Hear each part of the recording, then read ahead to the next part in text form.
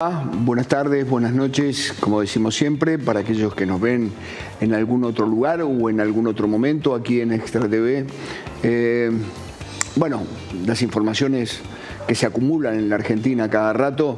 Ayer estábamos con el tema de la movilización, de la multitudinaria exhibición de fuerza que hicieron las universidades en la ciudad de Buenos Aires y en otros puntos del país. Hoy nos encontramos pendientes de una reunión que se produce. Javi, ¿cómo te va? ¿Qué tal? Buenas Javi tardes. García está con nosotros en la Secretaría de Trabajo.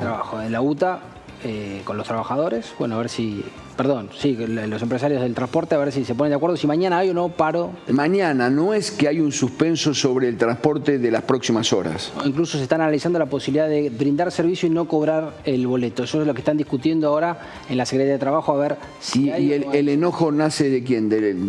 Para no cobrar boleto debería tomar la decisión la Corporación de Empresarios. Las posturas son o elevan el valor del boleto para AMBA y demás, o se mantiene el subsidio. Se mantiene el subsidio. O lo elevan el subsidio. Y el tema es, los empresarios dirían, bueno, si no llegamos a un acuerdo, no cobramos. En realidad, claro, es más los trabajadores para no enfrentarse también a la sociedad diciendo nosotros no vamos a dejar a la gente sin transporte, como ya viene pasando. Pero no vamos a cobrar boleto. No vamos a cobrar el boleto para perjudicar económicamente y que sientan las empresas y el gobierno este problema. Está con nosotros Alfredo Olmedo, que es presidente del Parla Sur. ¿Sí? Está algo apurado, porque lo espera Aznar.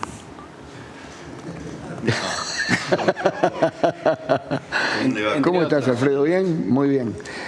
Voy a la reunión que está el presidente Milei, el presidente se dice Macri, Aznar, tengo entendido que la calle Pau también va a estar.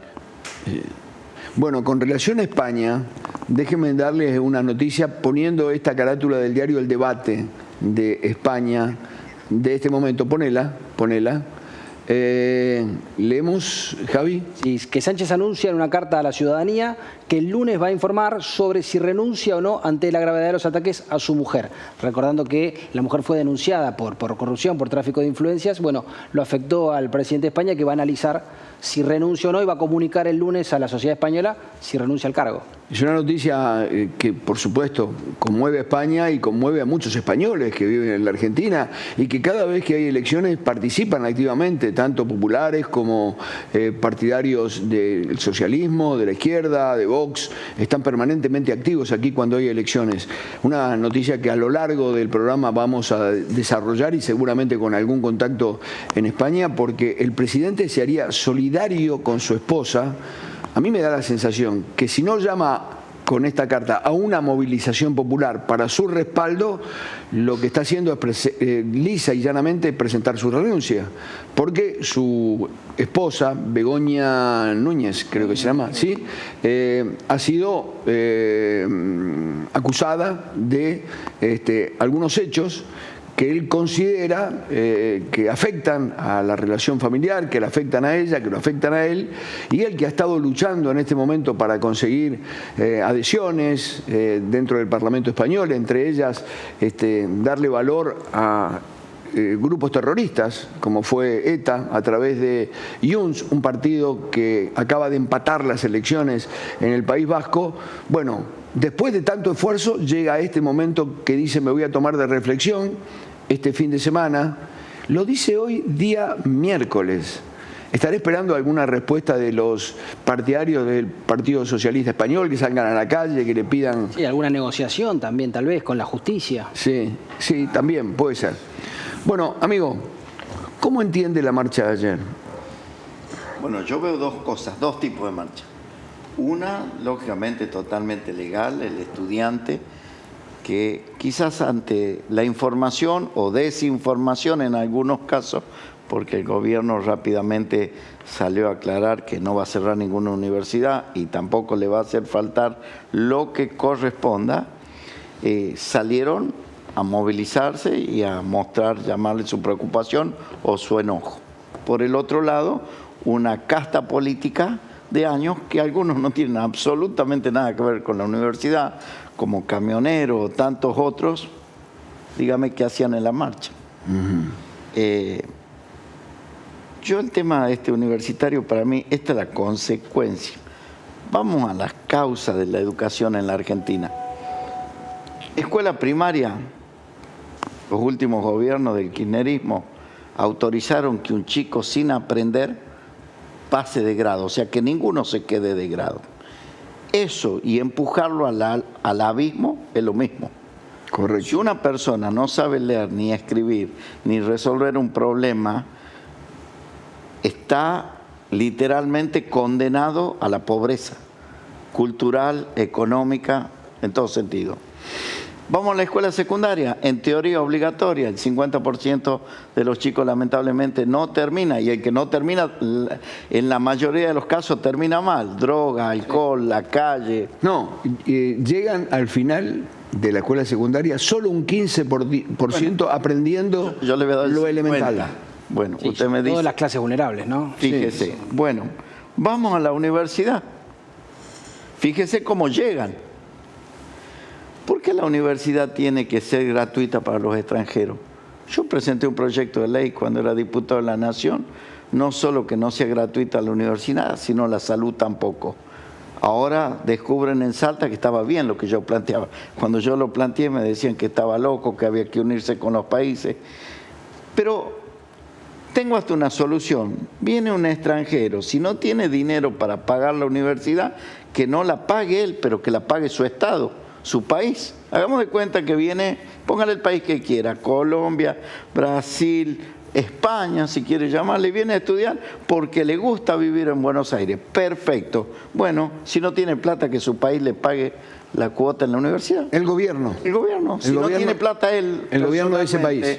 Sí, ¿por qué tiene que ser gratis? Y lo otro que sí o sí estoy de acuerdo, porque, a ver, a las pruebas me remito. En la Universidad de Salta hubo una fiesta de 1 millón de pesos el año pasado y el rector dijo que estaba bien, en una fiesta. Ayer aparece en una foto con Kicillof. Entonces, sí o sí hay que ver las cuentas. ¿Cuál es el problema que le hagan una auditoría?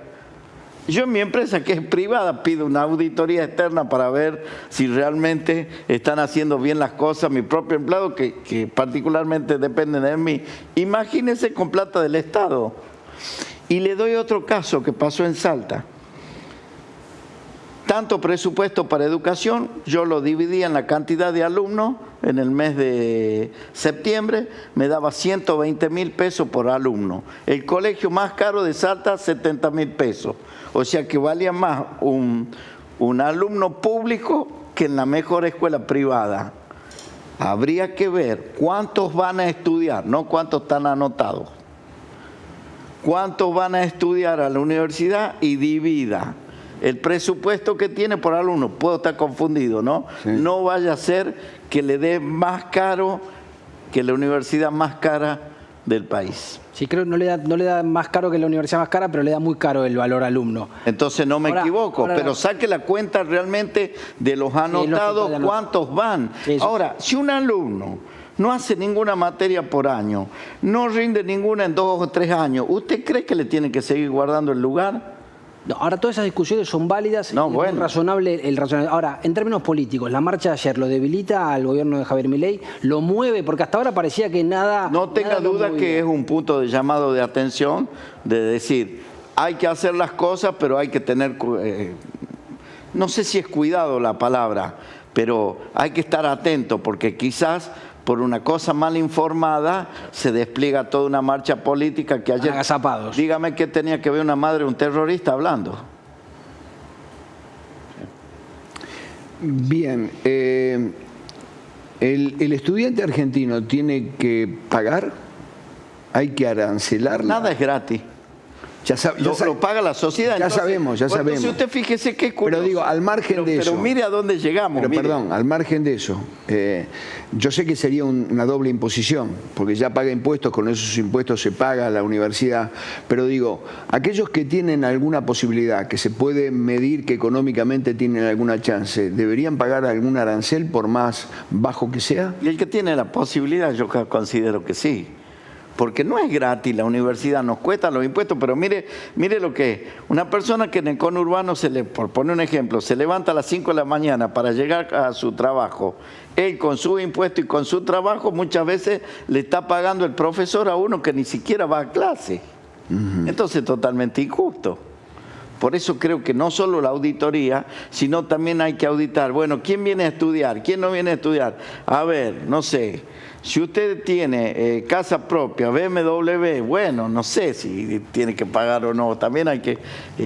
Alfredo, no es un punto que está en discusión hoy en día, pero habría que verlo. Es como cuando usted llega a un hospital público, lo primero que le preguntan, lo atienden igual, ¿no? Le preguntan, ¿tiene obra social? Sí, tome. Y usted pasa a la obra social y le cobran a la obra social cuando lo están atendiendo. ¿Usted sabía que es así? No lo sabía. Sí, sí. Hay hospitales públicos. Si usted no tiene nada, no le cobran nada. Y si tiene obra social, que pague la obra social. Bueno, el gobierno salteño en este momento le está cobrando a los extranjeros. Sí, bueno. Y por cobrarle a los extranjeros bajó la prestación a solo el 10%. Mire, el 100% bajó solo al 10%. Claro, la frontera pasa algo increíble, pero eso es culpa de las malas prácticas políticas. No solo se atendía, sino de pronto impulsaban a la gente que tenga doble ciudadanía, le daban un documento argentino con un domicilio, por ponerle, en la ciudad de Orán, calle San Martín, sin número, y usted iba a ver, no había ni una casa, hay un lote y viven 1000 personas. En ese lote, en los documentos, viven 1000 personas, por ponerle un ejemplo. ¿Pero que era un documento trucho? ¿O no, un documento oficial? Real oficial. Entonces, cuando esa mujer quedaba embarazada... ¿Se lo daba el gobierno argentino? No, se la daba la política. Vení que yo te doy el documento, te hago certificar el domicilio, todo vamos a contar que me vengas a votar en las elecciones, lógicamente. A partir de ahí, esa persona, cuando iba a tener familia, un hijo, aún viviendo en Bolivia, viene a la Argentina a tenerlo al hijo. Entonces lo tiene en forma gratuita en el hospital de Orán o de Frontera. Lo anota como argentino. A partir de ahí recibe un plan. O sea, primero recibe el plan por estar embarazada, segundo el plan por hijo, tercero el plan por estudio, cuarto el plan potenciar, quinto el plan no trabajar, sexto el plan descansar. Bueno, basta. Y eso se cortó. Y lo va cortando Milei de a poco, pero usted fíjese, pero también cada vez que Milei se mete en algo... Pero no solo Milei, también el gobierno salteño.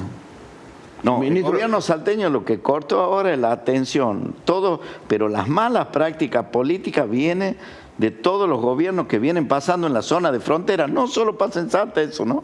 Pasa en todos lados. Ahora, esta cuestión de la marcha de ayer y esta cuestión educativa que puede ser sanamente discutible, ¿era oportuno este momento del gobierno de tal vez instalar esta discusión, este enfrentamiento con la universidad, en el cual parece ser que salió perdiendo, o por lo menos tuvo que retroceder haciendo anuncios de aumentos presupuestarios? A priori usted lo puede ver que como que salió perdiendo desde algún punto de vista. Yo por ahí de pronto hasta lo veo que salió ganando. ¿En qué situación? Que ahora se va a discutir. A ver, ¿por qué vos estás en la universidad hace 30 años y no tenés una materia aprobada? ¿Por qué a vos te han nombrado en tal repartición pública solo por estar en la franja morada? ¿Por qué vos sos ñoqui de tal lugar? ¿Por qué el rector hace una fiesta y no le importa nada? Bueno, ahora se ha puesto la lupa ahí, donde se van millones de pesos. Pero no tenga duda que, desde mi punto de vista, un país que no tiene cultura no solo no tiene futuro, nunca va a poder ser rico. Primero usted tiene que ser rico en cultura para poder ser rico económicamente. Bien, Alfredo, usted es presidente del Parlasur. Sí.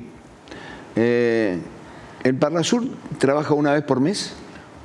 Bueno, se juntan una vez por mes. En mi caso yo trabajo todos los días. ¿Y los demás, y los demás diputados del Parlasur también tienen comisiones, se reúnen? Tienen comisiones que se reúnen una vez por mes en Montevideo,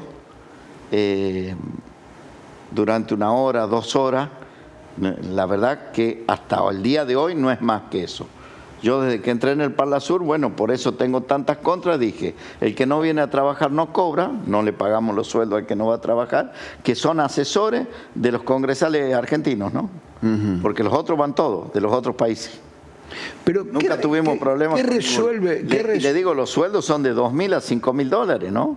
No es que... No son 200.000 pesos, ¿no? No son 200 dólares. ¿Qué resuelve el Parlasur? Mire, el Parlasur en sí no le va a resolver la vida. Lo que sí le va a plantear, como a mí me pasó y me tocó estar en un foro en Paraguay, hace 2 semanas, hablándole a todos los embajadores del Mercosur, planteando lo que se viene hoy en día, que son las elecciones, cómo funcionan las redes sociales, la parte electrónica, todo lo que a la tecnología o a la inteligencia artificial se refiere a las elecciones, que para mí en cierta forma es una amenaza, porque usted sabe que en ciertas formas hay tantas noticias falsas que terminan confundiendo un electorado, o hay tantas formas de transgiversar el resultado electoral que por ahí gana el perdedor. Entonces es un tema. Pero no tenemos distintas maneras con esos países. Particularmente, ¿qué hace el Parlasur? Es el Parlamento del Mercosur, llamémosle, donde tenemos conexiones con los distintos países del mundo. Y hoy en día, donde yo estoy enfocado, que podamos tener el convenio con la Comunidad Económica Europea. Eso sería como que llegaría a un gran logro de mi presidencia, que eso, si se logra, ¿no? El Mercosur, a través del Parlasur... No depende solo de mí, por supuesto, depende de las distintas políticas de los países de esta región y de la otra región. Pero con respecto al tema que nos contaba recién de la supervisión de las elecciones, no tenemos... Se fue a Ecuador ahora, acaba de volver una misión. Bien, pero digo, ¿no tenemos distintas maneras de escrutar? Los uruguayos, los argentinos, los paraguayos, los brasileños. Por un lado, eso sí, pero por otro lado, las fake news y esto de la inteligencia artificial funciona en todos los países del mundo. Pero esta cuestión de que el Parlasur no le mejoraría la vida a nadie palpablemente, o sea que podemos pensar que si el Parlasur no existiese tampoco cambiaría demasiado. ¿En qué sirve el Parlasur o que se gaste en esta plata tan importante de la sociedad? Bueno, le quiero aclarar, Argentina debe 3 millones de dólares, no paga desde hace... Los suspendió. Claro, el único que está al día es Brasil. Pero, perdón, ¿y los diputados argentinos, a pesar de que la Argentina deba, no cobran? No, el diputado no cobra, cobra el asesor. Pero están en litigio muchos diputados. Están en litigio. Bueno, mi caso es particular. Yo solo no cobro, sino también yo no cobro viático, nada. O sea, yo voy a trabajar con mi plata, paro en el hotel con mi dinero. Usted cruza con buquebús o con avión, con lo que sea, con su auto. Pero yo lo hago conforme, nadie me obliga a hacer esto, ¿no? Correcto. No es que esté fuera del reglamento ni adentro del reglamento, porque digo, además de pagar impuestos, contribuyo a ver una Argentina distinta. Y bueno, lo puedo hacer y lo hago, ¿no? Bien, el bloque argentino, bueno, tiene representantes de distintos partidos. Sí, hay de distintos partidos. ¿En algún momento tienen algún punto común que los une o siempre son discusiones, siempre son divisiones? ¿Se unen con otros grupos afines de otros países? Lamentablemente, muchas veces las malas prácticas políticas que llevamos desde hace años en el país es trasladada a otros países y no se definen cosas importantes. Siempre están en lo urgente, en ver a ver qué viaje me puedo subir. Bueno. Lo que pasa es que yo llegué y dije, acá se terminaron los viajes, acá se terminó el curro, acá se para esto, acá el que no viene a trabajar no cobra. Y bueno, lógicamente, hay un país distinto y considero que también a nivel mundial nos miran con ojos decir qué es lo que hace Argentina, porque están acostumbrados que los argentinos siempre íbamos por la cuerda floja o por la vía de escape. El Parlamento Europeo se destaca, va a haber elecciones al Parlamento Europeo en pocos meses más. Se destacan porque hay grupos conservadores o grupos socialistas o socialdemócratas. ¿Acá también pasa lo mismo? También hay de izquierda, de derecha. Hay una cosa muy importante para mí y que eso sí, lógicamente, yo no lo sabía, me sorprendí gratamente. Los otros países, los parlamentarios son diputados nacionales o senadores nacionales. O sea que ellos sí cobran el sueldo de diputado nacional y es como que una tarea más que le dan, que tienen que ir una vez por mes ahí. ¿Quiénes son los presidentes de los distintos países? Normalmente las manos derechas o muy cercanos al presidente. Entonces, la verdad que para mí es un honor y un gusto que yo me siento todos los meses en la mesa con quienes están cercanos a los presidentes de los distintos países y conozco de primera mano, en el buen sentido, los rumbos que están tomando los distintos países, ¿no? Que usted puede compartirlos o no, lógicamente. Bien, ¿vas a tener una reunión movida este fin de semana? De nuevo el lunes, seguramente. Miren, en cualquier momento llevo una pala, acá hay que probar laburando. Usted si no quiere sacar algo, haga 2 reuniones. Si usted quiere fracasar en algo, haga 2 reuniones. Porque si no, con una sola, usted marca un rumbo y se termina todo. En eso de los privilegios que recortaste o que estuviste interviniendo sobre el Parlasur, ¿cuáles son los que más te llamaron la atención? ¿Qué privilegios existían que vos cortaste, que vos decís esto no? ¿Los que más te sorprendieron o te impactaron? El no ir a trabajar y cobrar lo mismo. Una vez por mes tenían que ir a Montevideo y no iban. No, el que firma contrato tiene que cumplir 25 horas semanales. Pero tiene una ventaja que no la tiene ningún trabajador del mundo. La puede hacer casi a las 25 horas de corrido. O sea que en 2 días puede cumplir lo de la semana. Bien, pero digo, ¿eso es para los asesores o para los diputados? Para los asesores que tienen que ir a Montevideo y trabajar en Montevideo. Bien, pero ¿y la tarea del diputado del Parlasur? El más allá, congresal, llamémosle. Sí, congresal. Es sí. estar en la comisión y se reúne una vez por mes.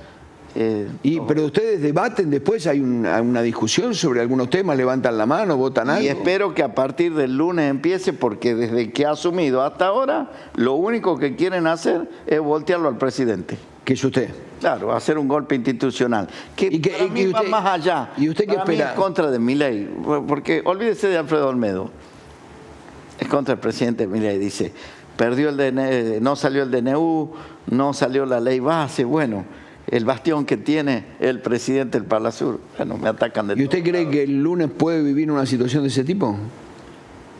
Sí, pero la vamos a pasar. La va a pasar. Estamos preparados, lo que yo me he preparado toda la vida para salir adelante y no tenga duda que estamos condenados al éxito en la Argentina, no al fracaso. Una frase que... Estamos Es una condenados frase- al éxito. Es una frase que nos ha frustrado durante... no nos fue bien con la... Pero tendríamos durante que mucho salir tiempo. adelante, sí, ¿por qué no?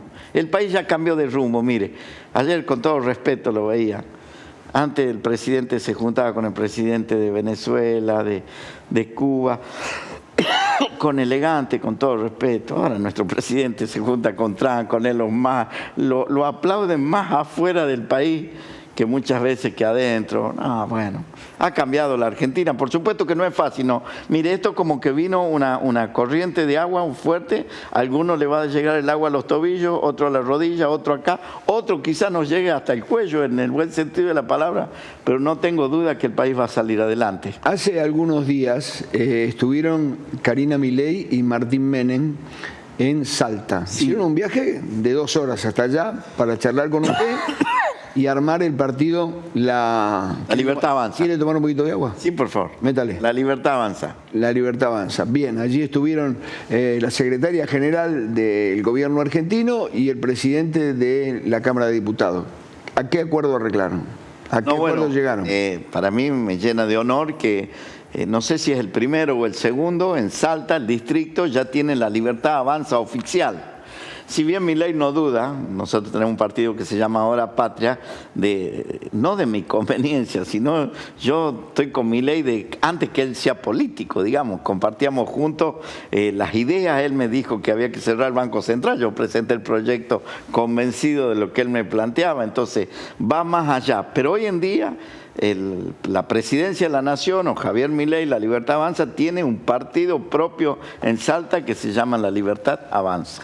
Bien. O sea que tiene un auto de carrera propio para poner, digamos, los diputados, los senadores que van a competir en las próximas elecciones. Eso significa de que en las próximas elecciones usted, el año que viene, será candidato de la Libertad Avanza. Seguramente nuestro espacio va a poner senadores nacionales, diputados nacionales y provinciales también. ¿Y qué poder tiene el presidente Milei en Salta? Y fue la provincia más votada en la primera elección. Después nosotros tenemos 3 diputados nacionales. Casi el 10% de la Libertad Avanza son diputados nacionales por Salta. Pero y cada vez que el presidente toma una medida como está tomando, yo tengo datos aquí que hizo un recorte con el Estado del 30%, y le debe haber tocado a Salta en salud, en transporte, en la universidad, en subsidio. ¿Cómo le toca desde que el presidente Milei mire, asumió a este momento? hay un gobernador que hay que seguirlo. El gobernador se llama Jaldo, de Tucumán. Sí. Ah, yo creí que era su gobernador, Sáenz. No, Sáenz tendría que aprender de Jaldo. Ah. El único que está alineado con Milei. No, pero más allá de la alineación, olvídese de la alineación de Jaldo. Jaldo es el gobernador de Tucumán. El gobernador de Tucumán llegó y dijo, a ver, ¿quiénes no vienen a trabajar? 7.000. 7.000. ¿Escuchó bien? Sí, sí. 7.000. Creo que todavía no era presidente Milei, porque a él lo eligieron antes de gobernador. Dijo, esto se viene distinto. ¿No sabe que no reclamó nadie? Claro, si no iban a trabajar y cobraban, ¿quién iba a reclamar? Entonces, el gobernador de Salta y los otros gobernadores, más que un ajuste, tienen que dejar afuera la planta política, que lo único que hacen es gasto, hacen negocio, es el queso rallado, porque están por arriba de los ñoquis, porque son ñoquis y además hacen negocio. Entonces, un doble gasto para el Estado. De eso hay miles, no solo en Salta, seguramente en toda la provincia. Pero Alfredo, ¿cómo al margen Tiene que hacer un recorte, porque si no se va a fundir. Al margen de esa situación que usted pinta tan claramente y con mucha ironía, ¿cómo ha recibido el pueblo de Salta las primeras medidas del presidente Milei? Bien, por eso el respaldo que tiene. ¿Lo tiene? ¿Usted lo comprueba? Mire, le cuento lo del tabaco. A ver. Si hay personas que saben del tabaco algo, el diputado Zapata, que creo que estuvo con usted, ¿verdad? Sí, estuvo acá. Bueno, hicieron un lobby, los tabacaleros, con los políticos, con algún gobernador que se prestó. Impresionante. Es más, llegaron a decir que curiosamente Milei es como que le iba a quitar plata a los tabacaleros. El diputado Zapata, que vive además del tabaco, pues tiene finca del tabaco, presentó un proyecto totalmente distinto al lobby que hizo Mazalín, que hizo el señor Tabaco, que hizo el todo, que se juntó con el gobernador, que se juntó con este, que se juntó con los... Nosotros tenemos una sola línea de conducta que es como la de Milei. Arriba de la mesa todo, abajo nada, y las ideas claras. Considero que va a salir la ley Zapata para el tabaco, que es que todos paguen más y que puedan tener mayor cantidad de recursos los agricultores. ¿Sabe lo que tengo que respetar?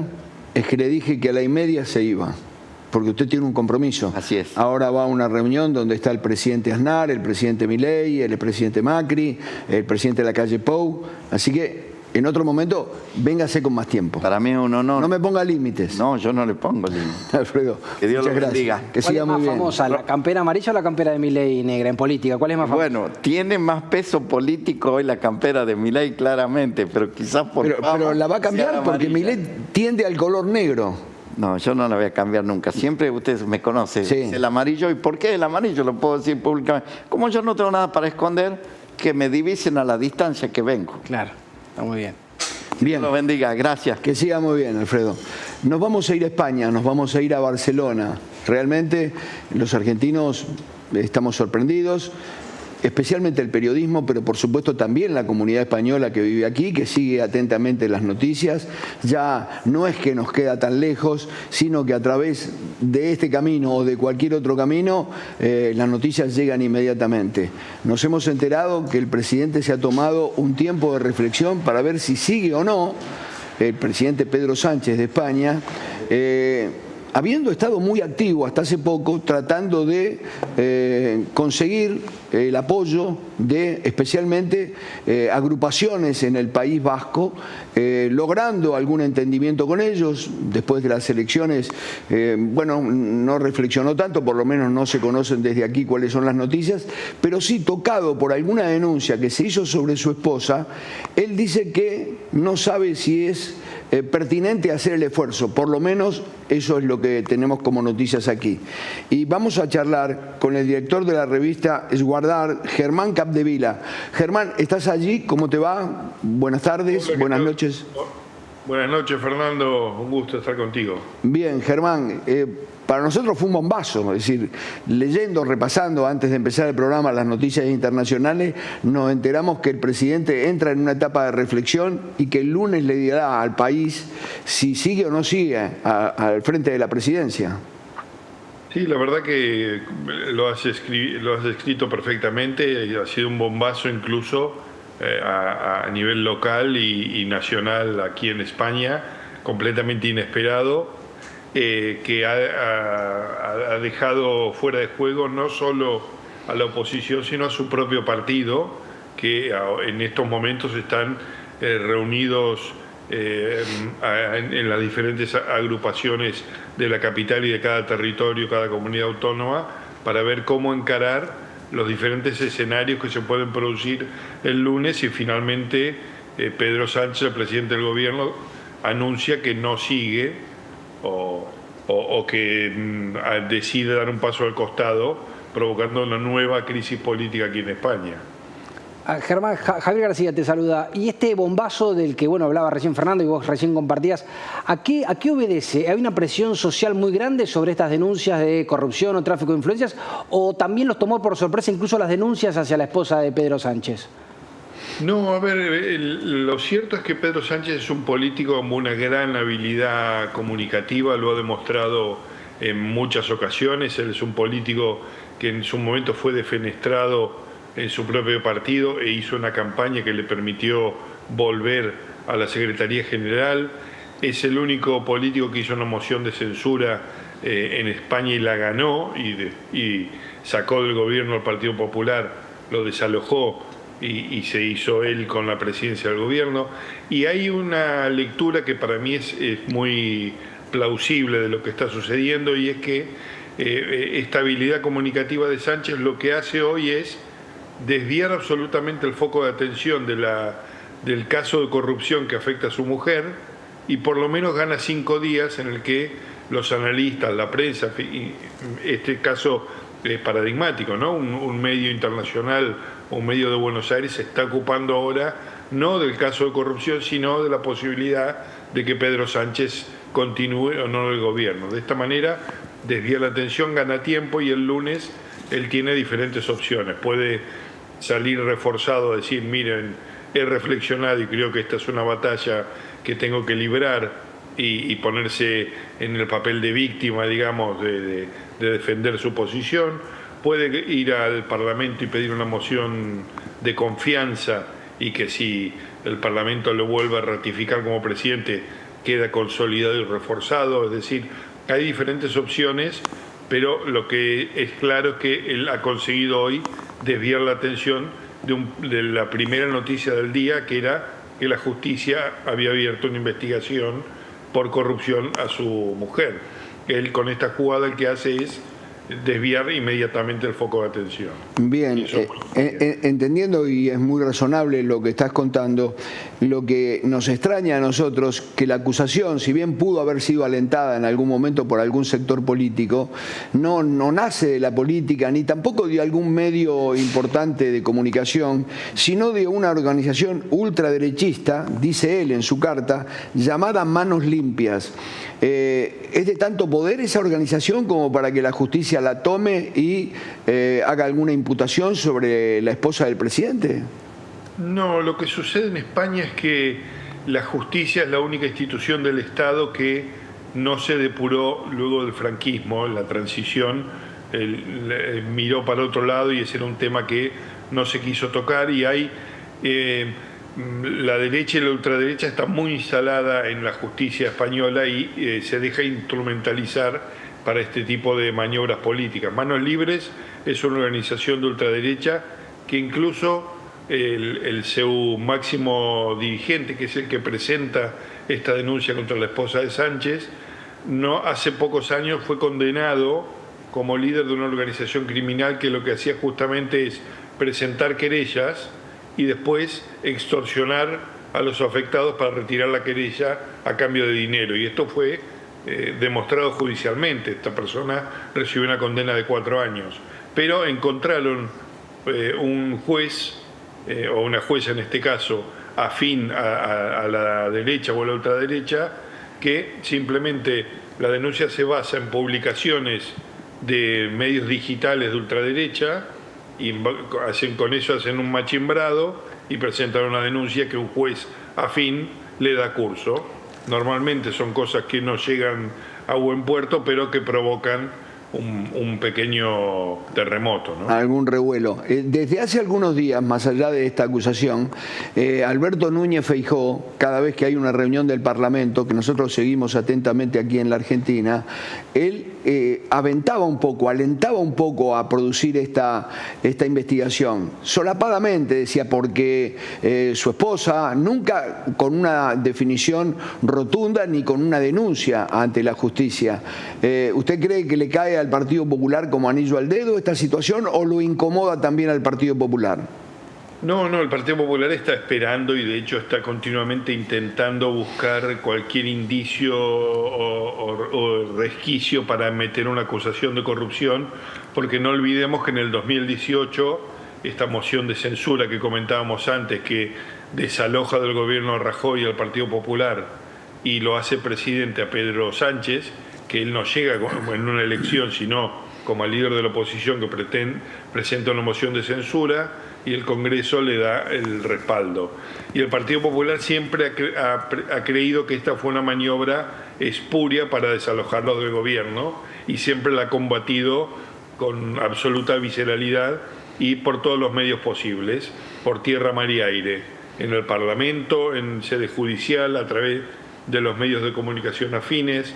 La guerra es constante y después del último escándalo del exministro Ábalos, que tuvo que dejar su escaño por contratos irregulares en la compra de material sanitario durante la COVID, y ahora esta acusación a la mujer de Sánchez, el Partido Popular lo presenta como la prueba de que no son ellos los corruptos, sino que el Partido Socialista es tan o más corrupto que ellos.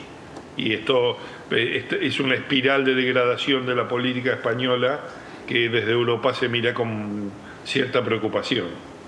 Y por lo que se sabe hasta ahora de esta denuncia de Manos Limpias, ¿alcanzaría solo a la mujer de Sánchez o se cree o se especula que también podría alcanzarlo al propio Pedro Sánchez esta denuncia al ser, bueno, la acusada su propia esposa? ¿Hasta dónde es el alcance de esta denuncia en términos procesales? ¿Podría tener también implicancias judiciales para Pedro Sánchez?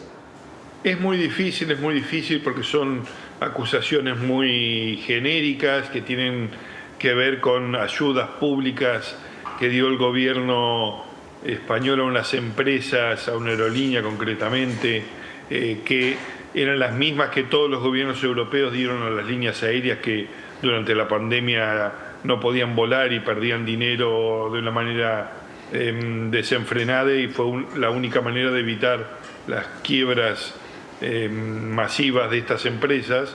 Incluso estas ayudas fueron denunciadas a la justicia europea y la justicia europea las validó, y la denuncia lo que dice es que como esta empresa antes había hecho una donación a la fundación que preside la mujer de Pedro Sánchez, la mujer de Pedro Sánchez luego habría convencido a su marido de que dieran estas ayudas públicas.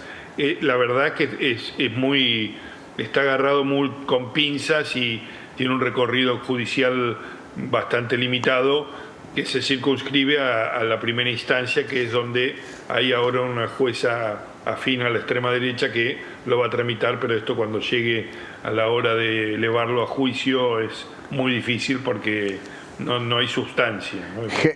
Germán, sin N, Germán, ¿sí? Sí, Germán. Germán, ¿tú eres argentino? Yo soy argentino de familia catalana. No, porque llevo más de 20 años aquí. Sí, no, digo, porque tu tono, por supuesto, tiene todo el apunte del catalanismo, pero sí, en el fondo queda todavía algún arrastre de tu historia aquí argentina. Germán, sí, lo que te pregunto es lo siguiente. Esta decisión del presidente Sánchez puede movilizar a las masas del Partido Socialista, que son casi la mitad del país, para volcarse a las calles y pedirle al presidente. ¿Es utilizable este método en España para pedirle al presidente Sánchez que desee presidente, estamos con usted, aquí tiene el apoyo popular, o no se resuelve de esa manera la cosa en España? No, la verdad que de esa manera las movilizaciones acá están bastante desgastadas y los actos políticos ya hace muchos años que son actos de pequeño formato, en auditorios pequeños, con una realización de televisión muy cuidada, con un grupo selecto de militantes atrás del candidato, pero las manifestaciones masivas acá no, incluso es llamativo y también ha provocado una cierta perplejidad que justo esta semana se inicia la campaña electoral aquí en Cataluña. Claro. Pedro Sánchez era el protagonista del acto de lanzamiento del candidato favorito en las elecciones, que es el socialista. Y este parón que él anuncia hoy durante 5 días dejó, digamos, fuera de juego al Partido Socialista Catalán, que se quedó sin su principal valedor para el acto de lanzamiento de campaña. Bien, la final, porque sé que es muy tarde allí en España y estamos aprovechándonos de tu generosidad. Esa sensación, ese olfato que tiene el periodista, mucho más conociendo la política española en profundidad.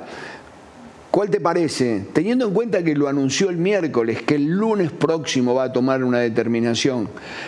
Dice, yo voy a pensarlo el fin de semana, pero para el fin de semana faltan todavía 2 días, jueves y viernes. ¿Cuál crees que puede ser la resolución? ¿Cuál es tu olfato de la situación? Mi olfato es que es otra vez una vuelta, una pirueta de esta triple salto mortal, como ya ha hecho incluso en la última elección en la que él pierde, su partido es derrotado con contundencia en las elecciones municipales y autonómicas. Él avanza a las elecciones españolas y consigue formar una mayoría por los pelos. Yo creo que ahora también estamos enfrente de una de sus jugadas maestras de marketing político y que le va a salir bien. Yo creo que va a salir reforzado, porque la acusación es muy débil, se desmonta muy fácilmente y él podrá explicar al electorado que él simplemente es una víctima de esta guerra sucia que la derecha y la ultraderecha está librando no solo en España, sino a nivel europeo por el poder, y que su deber es mantenerse al timón para evitar el avance de la derecha y la extrema derecha. Y yo creo que es un relato que el electorado de centro y de centro izquierda compra.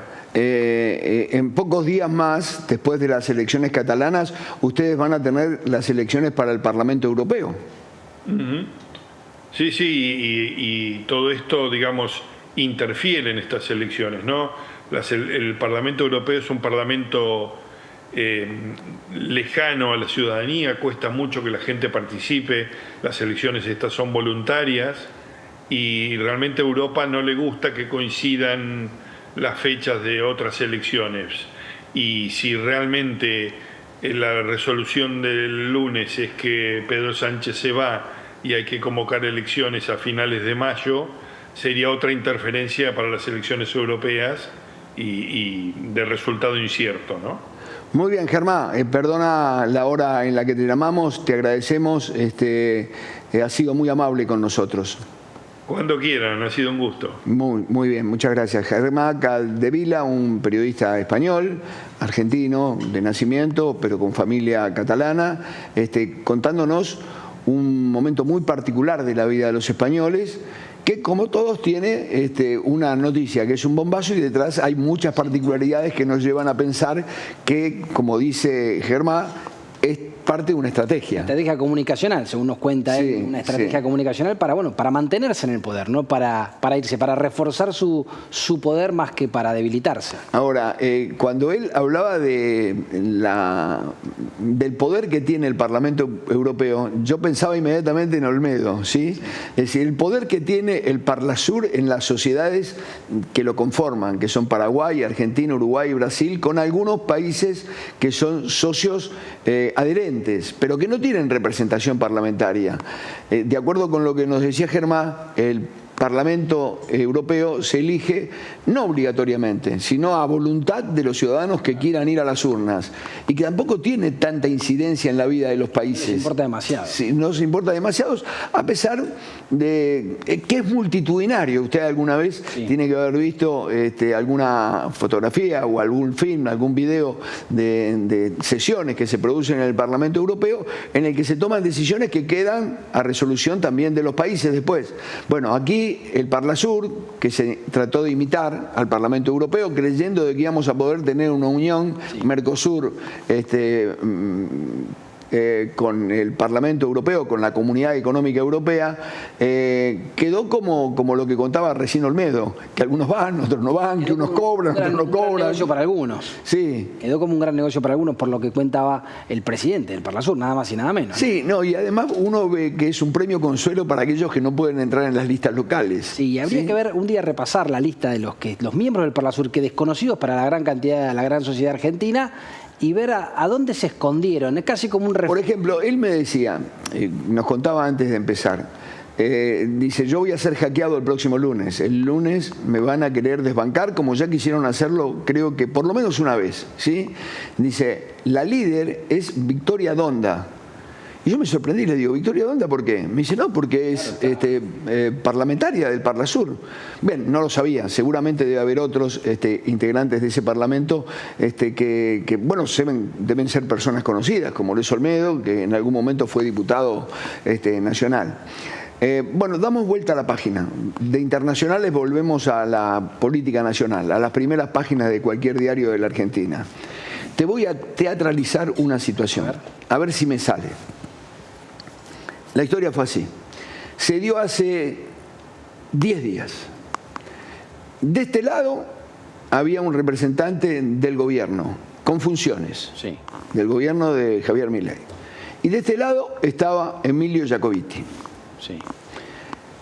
Los dos tienen buena relación. Esta persona del gobierno nacional le dice, Jaco, está la plata.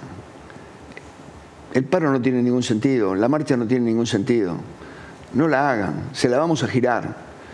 Dice, bueno, me están engañando desde hace mucho tiempo, que la mandan, que no la mandan, tenemos necesidades, nos reclaman los no docentes, los docentes, los alumnos. Pero además te quiero decir lo siguiente, esto seguía diciendo Jaco, este paro, esta movilización, la necesito yo. Entonces, este dirigente del gobierno dice, ¿cómo que la necesitas vos? Sí, nosotros tenemos que afirmar nuestro poderío en el concierto político y la universidad, que es un instrumento político, además de educativo, nos permite a nosotros tener una visibilidad más allá de los rectores, de las discusiones que por supuesto nos interesan, por supuesto que son muy importantes para nosotros porque queremos tener equilibrios en nuestras finanzas, pero la marcha la necesitamos nosotros. Cuando dijo nosotros, este funcionario del gobierno le dijo, Lustó, bueno, nosotros la necesitamos, así que no va a haber marcha atrás, así manden el dinero, como lo mandaron, sí, que lo mandaron el día anterior. Ahí sí, realmente una impericia increíble del gobierno. En este gobierno se están tirando con las almohadas a ver quién es responsable, si Capital Humano, si alguien dentro de Capital Humano, si el director de políticas universitarias, el Galleguito Álvarez. ¿Sí? Capital Humano hubo 2 renuncias. Sí, el Galleguito Álvarez, que lo hacen responsables, o es una táctica de Milei, una más, para enfrentar la situación. Este principio de revelación del que habla Milei. Exactamente. Ahí están los opuestos. Claro, estamos nosotros los que queremos el país de los buenos y la casta política prebendaria. No sé si me salió la teatralización. No, muy bien, porque aparte está muy bien lo que decís, porque Jacobiti, claro, es el socio, no solo socio político, sino socio comercial de Martín Lustó, que es la figura... A mí me dicen que es el jefe político de Lustó. Sí, bueno, comparte una sociedad en la que se constituyó como el jefe político. Me parece que ahora están bastante repartidos los roles, sobre todo por el crecimiento de Martín Lustó y porque es la esperanza o la única esperanza que le queda al radicalismo de volver a los primeros planos electorales, si es que esto podría convertirse en ese ciclo. Bien, bueno, vamos a hablar con Patricio Char, es abogado. Doctor, ¿cómo le va? ¿Qué tal? Buenas tardes. ¿Cómo está, Fernando? ¿Usted está en Tucumán? Así es. Bien. Usted es el abogado de la chica que fue abusada por los jugadores de Vélez. Exactamente, Fernando. Junto a otros 2 colegas, Patricia Neme y Juan Andrés Robles, representamos la querella de la joven abusada. Bien. Hoy se conoció la noticia, ya había rescindido su contrato con Vélez el arquero Sosa. y hoy se conoció la noticia aquí que Vélez, antes de que se tome cualquier determinación, alguna ya tomó la autoridad judicial allí en Tucumán, pero antes de que se tome una decisión definitiva, Vélez rescinde el contrato con los jugadores que están allá detenidos con prisión domiciliaria. ¿Usted cómo toma esta decisión de Vélez? Y después le voy a preguntar cómo está el caso, si avanza, si no avanza, si hay que esperar mucho, si va a haber alguna condena. Bien, sí, nosotros nos enteramos también acá en Tucumán de la noticia a través de los medios de comunicación y varias oportunidades ya tuve la oportunidad de aclarar que a lo que hace al proceso penal, por supuesto, no tiene ninguna injerencia, son decisiones internas del club, pero por supuesto desde nuestro lado son bienvenidas porque después de varios traspiés que va sufriendo la víctima en su persona, cuestionamientos a su relato, esto es bienvenido porque, bueno, tanto una institución tan importante que forma parte del fútbol argentino, dejando de lado intereses económicos y demás, toma esta decisión importante de marcar una postura, por supuesto, a favor de la erradicación de todo tipo de violencia contra la mujer. A eso lo festejamos, por supuesto. Bien, usted dice que no tiene ninguna incidencia. Y déjeme pensarlo de este lado. Si Vélez desvincula a los jugadores, ¿sí?, en una medida pronta, rápida, antes que haya otras medidas que seguramente se van a tomar dentro de 60 días, más o menos. Sí, efectivamente en 60 días vamos a tener otras medidas. A ver, yo especulo, como un hombre de la calle, sin conocer mucho el tema, si Vélez toma esta determinación, quiere despegarse de la situación, como que los jugadores, por ahí intuye Vélez que están comprometidos. Sí, Fernando, por supuesto es una lectura que no podemos no verla desde uno de los puntos de vista que es es decir, Vélez tomando una postura con respecto a lo que entiende que puede ser el futuro del caso. También creo que ha quedado comprobado una cierta inconducta por parte de los jugadores. Entiendo que, bueno, todos los que conocemos un poco del ambiente del fútbol sabemos que hay cuestiones que están prohibidas, como por ejemplo practicar cualquier tipo de reunión en momentos de la concentración que esté fuera de los límites que le impone el club. Y en cuanto al caso, concretamente en cuanto al hecho como prueba, no tiene ninguna injerencia en el caso, pero sí que estos muchachos ahora queden sin trabajo podría de algún modo alterar, ¿no?, las medidas de coerción a las que están sujetos, porque recordamos que ellos están con arresto domiciliario en Tucumán, pero habían manifestado que tenían un trabajo estable y hoy no lo tienen. Por eso es algo también que estamos evaluando desde la querella, qué posibilidad hay de hacer algún planteo para asegurar aún mejor este tipo de sujeción al proceso. Doctor Javier García, lo saluda. Yo le quería preguntar, hay 4 jugadores de Vélez acusados, pero la justicia tuvo un tratamiento diferencial con 3 de ellos y a uno, que es el arquero Sosa, le dio como un tratamiento, como desligándolo un poco del asunto. ¿Ustedes como querella van contra los 4 en partes iguales? ¿Vendría a ser con la misma, le asignan la misma responsabilidad o también hacen estas diferenciaciones que hizo la justicia? Mira, te comento, legalmente nosotros tenemos una oportunidad para saber si nos vamos a diferenciar o no, que es cuando finaliza ya la investigación. Hasta el momento la facultad exclusiva de caratular de alguna manera, por llamarlo, a la participación de cada uno de estos muchachos es exclusiva de la Fiscalía. La Fiscalía decidió que iba a ser de esa manera. Nosotros no podemos formular cargo, una querella no puede acusar, sino simplemente adherir o dejar algún tipo de manifestación sobre la mesa. Sí, terminada una vez la investigación, puede haber un tipo de acusación privada, distinta a la de la Fiscalía, que por el momento no hemos evaluado que sea de otra manera que la que viene sosteniendo el Ministerio Público Fiscal. Bien, ellos están detenidos por 90 días con prisión domiciliaria, teniendo que reportar permanentemente al juzgado. ¿Esto se puede extender en el tiempo? ¿Se puede modificar la situación en favor de ellos? ¿Se puede complicar en contra de ellos esta situación? Sí, puede pasar cualquier cosa dentro de esos 90 días una vez cumplido, creo que quedan más o menos 60. Se puede mantener la prisión domiciliaria, puede revocarse o también puede atenuarse. Estas son las tres posibilidades que hay. Una de estas tres va a suceder, eso va a depender de distintas variables que se van dando en el tiempo, los procesos penales son dinámicos, entonces llegado el momento se analizará qué se va a hacer con estos muchachos. Me da un minutito que tengo que dar una noticia de último momento porque la ciudadanía de Buenos Aires que se está yendo a la casa quería saber algo. Había una reunión en el Ministerio, bueno, ahora Secretaría de Trabajo, entre los choferes y con los dueños de las empresas de colectivo, y aquí está la barrida de último momento.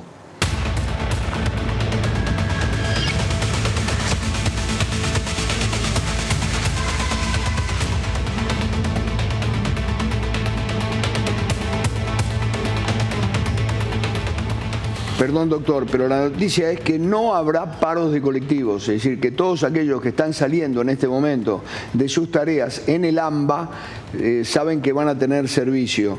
Y da la sensación que se llegó a un acuerdo. Después explicaremos cuál es el acuerdo, pero lo más interesante es comunicarle a la audiencia, a aquellos que están viendo el programa, que si tienen que tomar un colectivo, los colectivos van a funcionar de aquí. Bueno, da la sensación que permanentemente, porque se llegó a un acuerdo entre las dos partes. Entonces, yo le preguntaba, doctor, y le pido disculpas, ¿no? No, por favor. Si esto se podía grabar o podía tener una decisión mucho más diferente, más leve para con ellos. Porque en este momento, ¿la pena cuál sería para ellos? Hoy estamos, Fernando, frente a un delito que ronda de una pena mínima de 6 años a 15 años de prisión, o también podría agravarse de 8 años a 20. Esto también va a depender del transcurso de la investigación.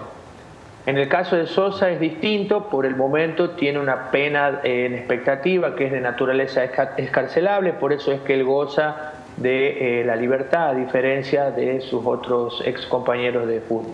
¿Y estas situaciones se podían, usted dice, revisar? ¿Sosa podría tener una decisión diferente, distinta? ¿Podría perder la excarcelación y ser otra vez detenido? ¿Y estos jóvenes que están allí de Vélez podrían quedar en la misma situación que está Sosa en este momento? ¿Se pueden dar todas estas variantes o no?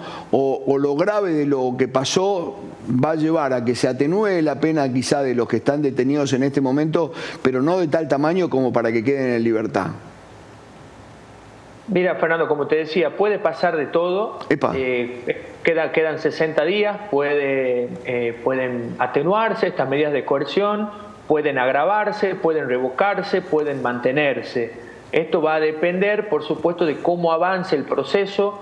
Esto va a depender si el hecho que se les está atribuyendo a ellos como responsable penal reúne de pruebas más fuertes o ellos por su parte logran debilitarlo. También va a depender de cómo avance la investigación, si va de una manera rápida o si hay alguna lentitud que no se le puede achacar a los detenidos esa responsabilidad. Son muchas cuestiones que se van a analizar en estos 60 días. Y doctor, hace un rato usted hablaba de cierta afectación que tiene la víctima por algunas dudas que se planteaban con relación a su relato. ¿Ya se empezaron a conocer pericias que dan fuerza o confirman lo que ella venía declarando o lo que ella venía denunciando? ¿O falta todavía pericias? Sí. Esas pericias en realidad por de algún lugar salieron a la luz. Esto desde ya adelanto, porque hay una prohibición acá en Tucumán de mostrar evidencias, adelanto de que desde este lado no hay ningún tipo de responsabilidad. Hoy a la mañana también lo declaré en otro medio, pero esas pericias están desde el día 1. Por eso nosotros estamos confiados con el material probatorio con el que contamos para acusar a estos muchachos, pero ahora recién se están conociendo. Entonces, al no haber tomado ninguna actitud esta parte por ensuciar la cancha, entiendo que los defensores de los exjugadores de Vélez Sarsfield lo que hicieron es jugar ese partido, ¿no? Pegarle a la víctima, revictimizarla, mostrar sus chats, tratar de generar una opinión pública y de esa manera algún tipo de presión en el Poder Judicial de Tucumán. Quizá estoy... Pero... Sí, puede cerrar. No, era básicamente eso. No, quizá estoy diciendo algo impropio. Pero bueno, quiero decirlo porque hemos visto otros casos en la Argentina y que también han implicado a otros jugadores. La acusación fue muy grave, el hecho fue muy grave, las imputaciones son muy graves, se ha tomado una determinación allí muy delicada para con los jugadores. ¿Puede haber alguna negociación? Estoy diciendo algo impropio en este momento. ¿Puede haber alguna negociación en el camino? Te respondo las dos cosas, Fernando. Para tu tranquilidad, no es impropio lo que estás diciendo de ninguna manera. Acá en Tucumán, de paso por ahí sirve un poco para conocer, ¿no?, el mundo de nosotros. Los casos penales se resuelven mucho entre las partes, se resuelven con negociaciones, se presentan acuerdos a la Fiscalía, ha progresado mucho, tenemos un sistema muy avanzado, un sistema procesal parecido al de Estados Unidos. Eso por un lado. Por lo tanto, no es impropia tu pregunta. Por otro lado, en este caso en concreto, no hay ningún tipo de posibilidad que eso suceda. No es lo que se buscó ni se busca en ningún momento. Acá lo que se quiere es llegar a un juicio oral y condenar a los acusados por abuso sexual. Bien. ¿Cómo está la chica que es defendida por usted? ¿Volvió a trabajar? En un primer momento volvió a trabajar, luego tuvo un quiebre. Ella está contenida, está con su familia, está con profesionales, está con licencia. Es un tema muy delicado, por sobre todo el sentimiento de injusticia, ¿no, Fernando?, por parte de ella y seguramente por todas las mujeres que lo han experimentado, de tener la valentía de denunciar y de pronto parece que todo se le vuelve en contra, ¿no? Ponen una denuncia y está ella en el ojo de la tormenta y no los acusados. Entonces, desde ese punto de vista quedó muy choqueada por la cruda realidad, por esta sociedad machista en la que vivimos, pero bueno, tratando de salir adelante con el apoyo necesario y bueno, con nosotros que defendemos acá en la parte legal. Dígame, usted me está comentando que la sociedad tucumana la ha castigado por esto. Cuando usted habla de una sociedad machista, ¿en algún momento hubo algún comentario o algún comentario recibió ella en la calle o en alguna reunión en contra de toda esta situación? Sí. No solo en Tucumán en el ámbito de la opinión pública, sino también hemos denunciado que en el propio Poder Judicial.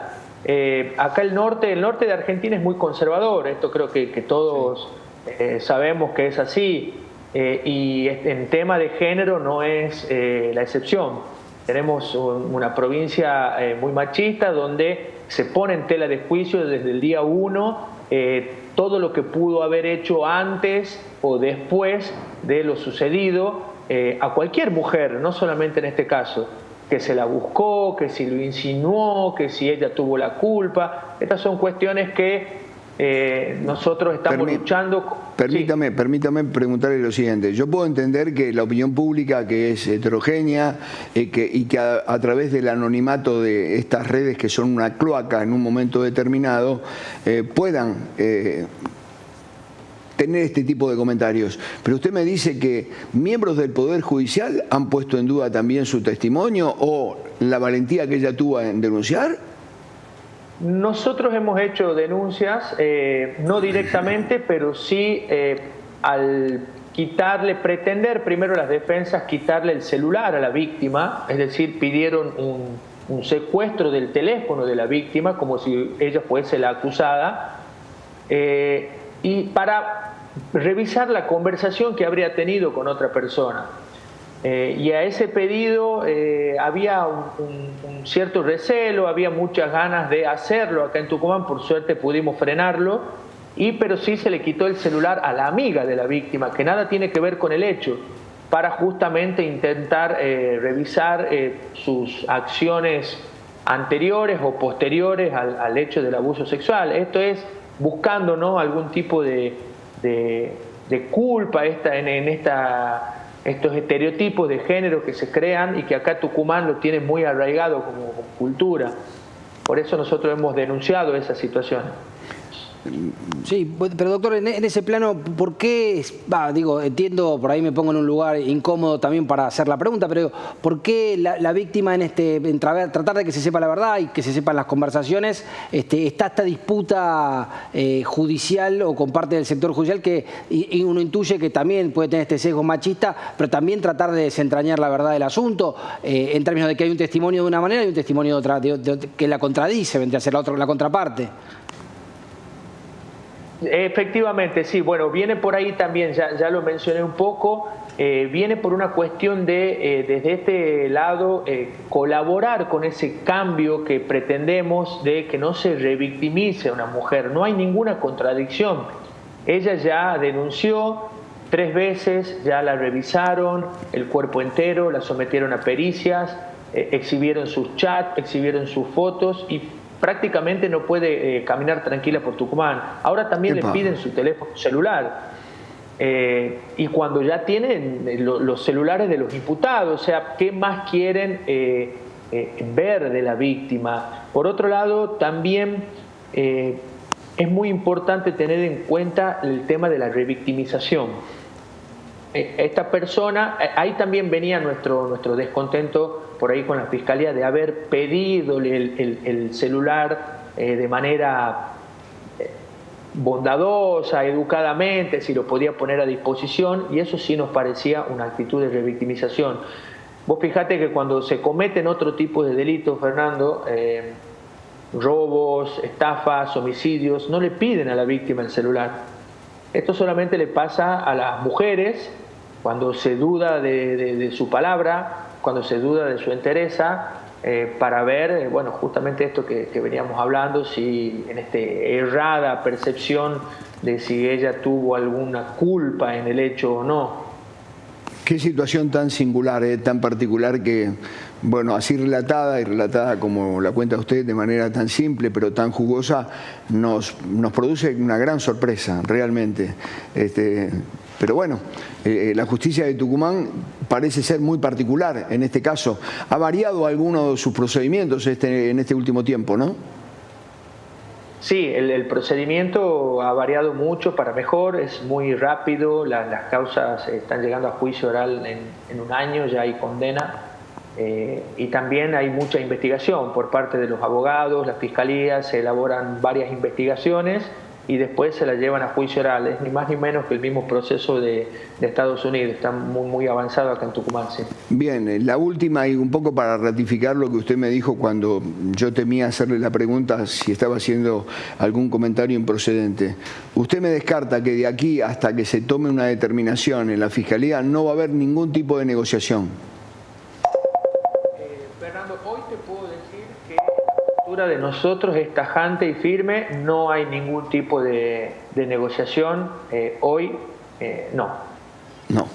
Bueno, doctor Char, le agradezco mucho, lo molestaremos en el próximo tiempo, ha sido muy gentil con nosotros. No, por favor, muchas gracias a usted. Que siga muy bien. Bien, una situación particular, porque Boca no tomó la misma determinación con Villa, ¿sí? Y hasta hace poco con Martínez, el director técnico del equipo femenino. Cobertura. Sí, se habla hasta de una cierta protección, tal es así que Villa sigue jugando al fútbol en Europa, y los procesos siguen en marcha y él sigue actuando profesionalmente. Los procedimientos tucumanos son diferentes a los que se le aplicaban a Villa, pero bueno, parecía ser que los clubes sí tomaron diferentes posturas, ¿no? Sí, no, sin duda, y además la cuestión es que más allá de los procedimientos de los clubes, Vélez, tomando una decisión de acuerdo con lo que dijo el doctor Char, ejemplar, Boca, no digo que protegía, pero se hacía el desentendido de la situación y en algún momento se habló de una negociación entre Villa y creo que son 2 víctimas, ¿sí? Con una de las que había sido abusada, o por lo menos declaró esta situación con el jugador de Boca Juniors, ex jugador de Boca, ya no es jugador de Boca porque está jugando en Europa. Aquí ya no podía jugar, La justicia estaba muy claro. lo dejó irse del país también, la justicia. Sí, claro, sí, además le permitió salir y seguir trabajando, cosa que en el caso de los jugadores de Vélez que están detenidos no pueden jugar, y creo que Sosa tiene una situación bastante particular también, ¿no? Muy particular, es el menos señalado por ahora. Es el menos señalado, pero no se ha explicado si puede jugar o no, si puede mantener su actividad profesional o no, porque sigue sujeto a que también se tome una resolución definitiva con respecto a él. Pero en principio debería poder seguir jugando porque no hay ninguna condena sobre él y tampoco ningún pedido de prisión sobre su figura. Correcto. Ya que está abocado al proceso con las dificultades que eso conlleva. Bien. A ver, damos vuelta a la página y salimos de policiales y nos metemos otra vez en la política nacional.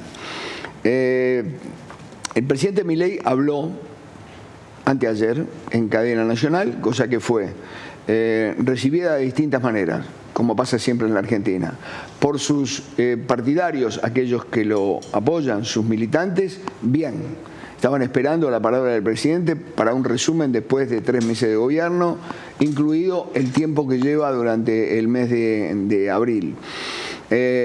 Bueno, él se sintió satisfecho, fue acompañado por el grupo de colaboradores del Ministerio de Economía en una situación muy singular, muy particular. Parecían granaderos. Sí, Parecían granaderos. Sí, a mí también me hizo recordar el velatorio de Sebastián Piñera, cuando los 3 presidentes que viven todavía en Chile, más el presidente de la Cámara, se ubicaron en los rincones del cajón de Sebastián Piñera. Hicieron una guardia de honor, tenía sentido, por supuesto. Acá no estaban velando a nadie, por supuesto, más, acá estaban festejando, ¿sí? La propia, si querés, hasta contradicción que estaba el presidente del Banco Central al lado del ministro de Economía, cuando siempre la máxima de Milei era que no eran al agua del aceite, no debieran mezclarse nunca. No, y además todo el mundo coincide que los bancos centrales tienen que ser independientes como en el resto de Sudamérica y, por supuesto, en los Estados Unidos. Pero allí estaba, el presidente lo tomó como propio después de haber dicho tantas cosas sobre el Banco Central. Pero bueno, como el Banco Central le está rindiendo, porque de las pérdidas fabulosas que se tuvo con el gobierno anterior, casi 12.000 millones negativos tomó el presidente, parece que es tan caro, muy cerca de estar en car, bueno, quería también adjudicarse ese triunfo. ¿Sí? Ahora, ¿qué hubo más? Como todo el mundo pregunta, ¿licuadora o motosierra? ¿Sí? Bueno, yo tengo algunos datos. ¿Sí? Recortes en el Estado, en la salud, en el transporte. En el transporte hubo un 32% de recorte. Tengamos en cuenta que en el transporte está Aerolíneas Argentinas. Eso es lo que sería motosierra. Esto es motosierra, sí. Está Aerolíneas Argentinas, quien es su presidente acaba de decir que va a bajar un 20% los vuelos de cabotaje, ya anuló el vuelo que se hacía permanentemente entre Buenos Aires y New York, y le dijo a los empleados de aerolíneas que vienen momentos muy difíciles. Y extrañamente, cada vez que un presidente de aerolíneas producía una noticia de este tipo, que era negativa, salían los sindicatos rápidamente a responder o a tomar alguna medida de fuerza. Pero no sé si Lombardo, que creo que se llama así el presidente de Aerolíneas Argentinas, lo cuentan como uno propio porque viene de la gestión anterior y les explica al equipo de Aerolíneas Argentinas, así tituló su carta, les explica a ellos, hagamos un esfuerzo que por ahí nos mantenemos en manos del Estado. Claro, es raro, y no se privatiza. Es raro, aparte es raro teniendo en cuenta el antecedente de la UBA, en el que si tocara una fibra íntima de la sociedad argentina, parece que la sociedad ante determinadas fibras toca. Y Aerolíneas Argentinas siempre fue una fibra de la sociedad argentina. Fue un hecho, en su momento, fue casi una causa nacional. Exacto. Ustedes se acuerdan aquellas reuniones que hacían todos los empleados de aerolíneas en los aeropuertos, en los halls y en las marchas, tomando las aerolíneas de banderas de la Argentina como una causa propia. Ahora da la sensación que Lombardo, que fue funcionario del gobierno anterior en una tarea comercial dentro de la empresa, decidió avanzar con el ajuste. Bueno, no digo que el 32% se ha aplicado únicamente allí, pero hubo un recorte del 32%. Un 33%, y aquí viene el meollo del asunto, un recorte del 33% a las universidades.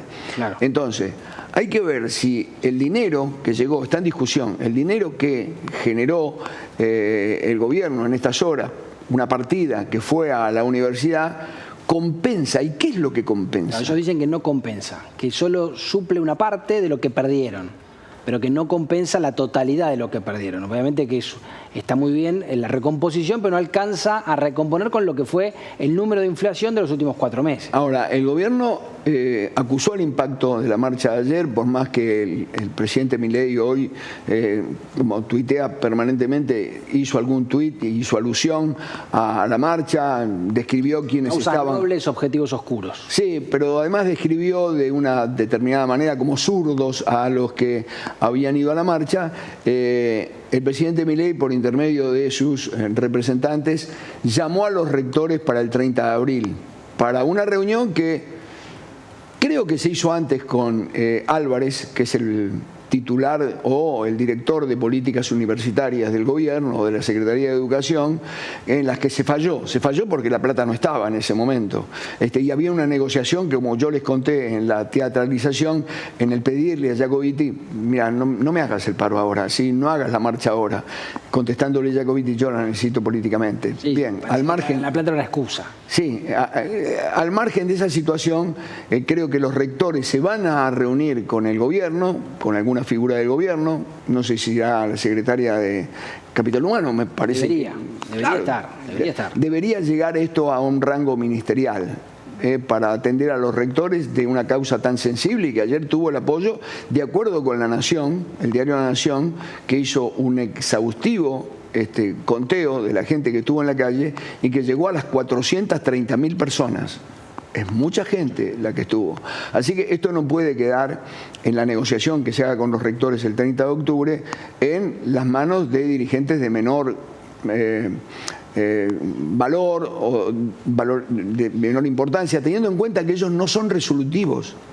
Es decir, si esto usted lo deja en manos de un director de políticas educativas, lo primero que hace cuando termina la reunión, llama por teléfono y dice, ministra, mire, ¿puedo arreglar esto? Y la ministra, ¿qué hace? Habla al otro ministro de Economía y le dice, mirá, estamos arreglando esto, ¿me mandás la plata? Ahora, ¿sí? Yo digo, a nivel ministerial, quizá con la participación inclusive del ministro de Economía, esto podría solucionarse porque este acto de ayer y esta situación que se plantea con las universidades que son tan caras, la educación pública, tan cara al pueblo argentino, es una piedra en el zapato, por más que lo minimicen algunos funcionarios del Estado, ¿no? Sin duda. Ahora, vos decías que si lo quisieran arreglar, deberían estar. Ahora, ¿quieren arreglarlo o se están eligiendo como enemigos?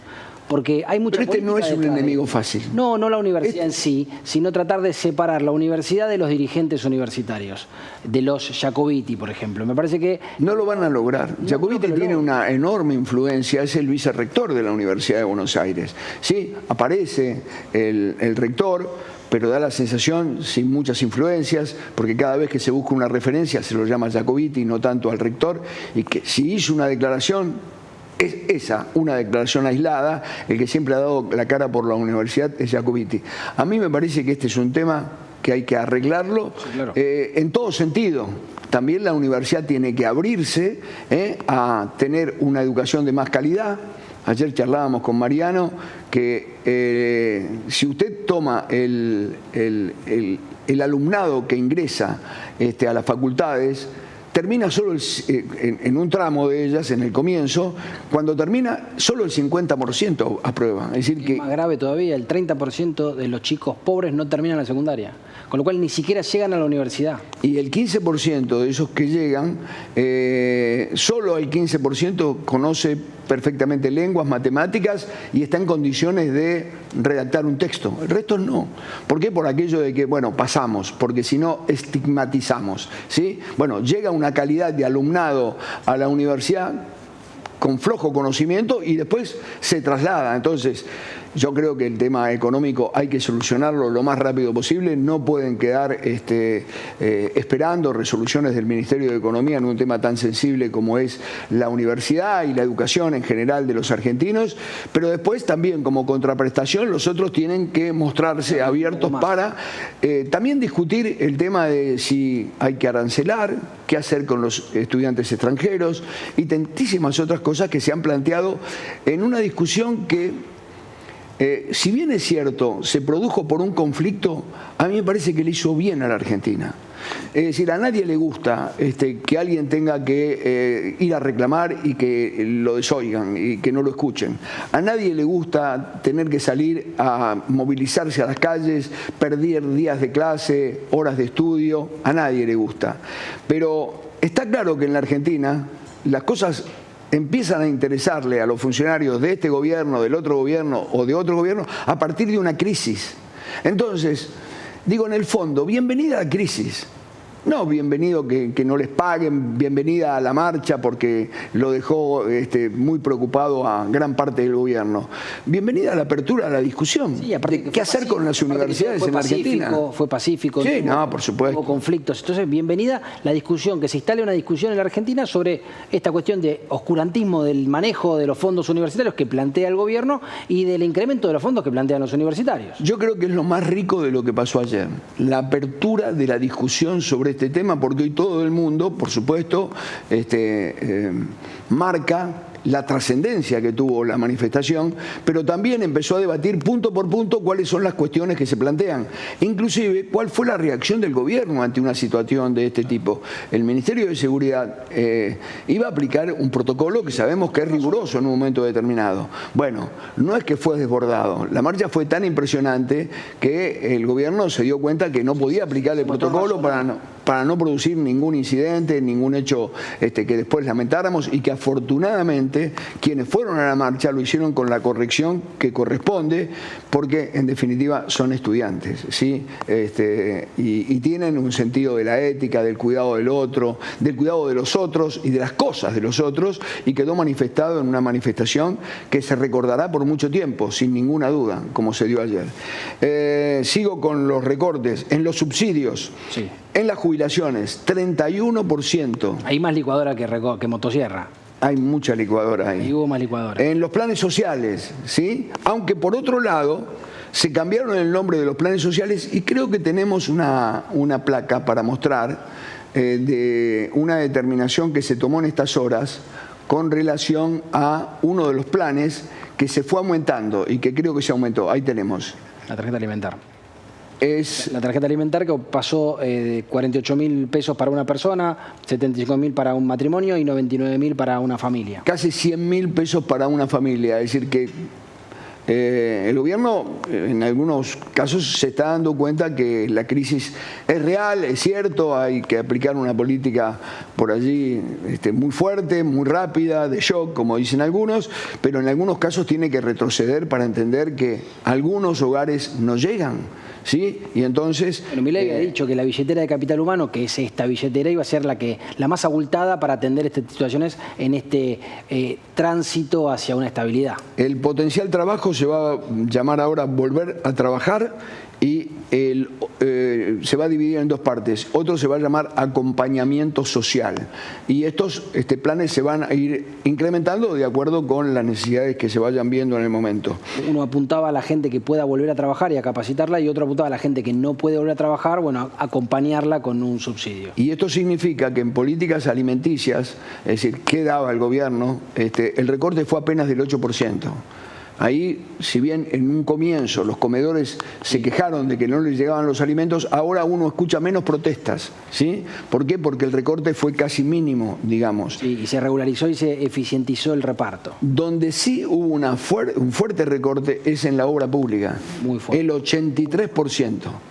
El presidente prometió para el año próximo. Sí.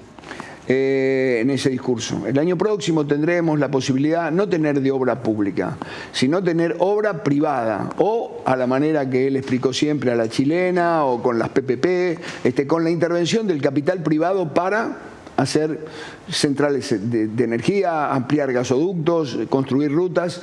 realmente no podemos quedarnos con esta estructura que tenemos ahora, porque ya era deficiente y si tenemos que esperar un año más, se va a deteriorar mucho. Uno se da cuenta permanentemente en las rutas. Problemas delicados puede haber. Problemas delicados. Y el recorte más grande, a pesar de, por ahí lo tenés anotado, sí, las transferencias a las provincias. Transferencias a las provincias. Ese es el más importante. El más importante. Se va a generar, me parece que un malestar muy grande, sobre todo teniendo en cuenta la bendita ley de bases que parece que se vuelve a trabar ahora en el Congreso. Bien, ayer el diputado Zimmerman, que estuvo con nosotros de la Unión Cívica Radical, cuando se iba, yo en voz baja le pregunté, haciendo también una teatralización, yo, cuénteme, le digo, ¿va a salir o no va a salir la ley de bases de diputados y de senadores? Y él públicamente dijo, va a salir, van a salir las dos. Vamos a discutir un poco, pero van a salir los dos. Por lo menos era el espíritu que tenía él ayer. Bueno, tenemos la posibilidad de hablar con una figura de la política argentina que es, lo puedo llamar senador, aunque ya no lo sea, senador Menem. ¿Cómo va? ¿Qué tal? Bueno, senador mandato cumplido. Bien, perfecto. Porque si me dice senador solo va a ser usurpación de título. Está bien, está bien. Pero vio como a los presidentes se les sigue llamando presidentes, casi es una costumbre, es un uso. En su caso, tan ligado a la política argentina y desde la Cámara Alta, me cuesta decir mandato cumplido. ¿Por qué? Porque yo sé que usted no está quieto. Usted es un hombre que está activo, y mucho más teniendo a su hijo como presidente de la Cámara de Diputados, Eduardo. Sí, bueno, él entró a la política, digamos, por iniciativa propia.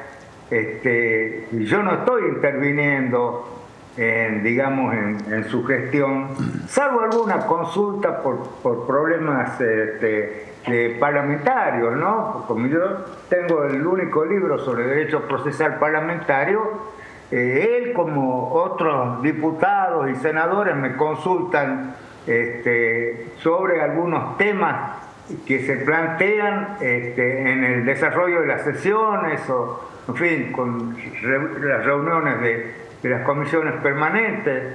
Me consultan mucho y además muchos tienen el libro mío, que dicen que es el libro de cabecera, me dijo una diputada. Es casi la Biblia parlamentaria.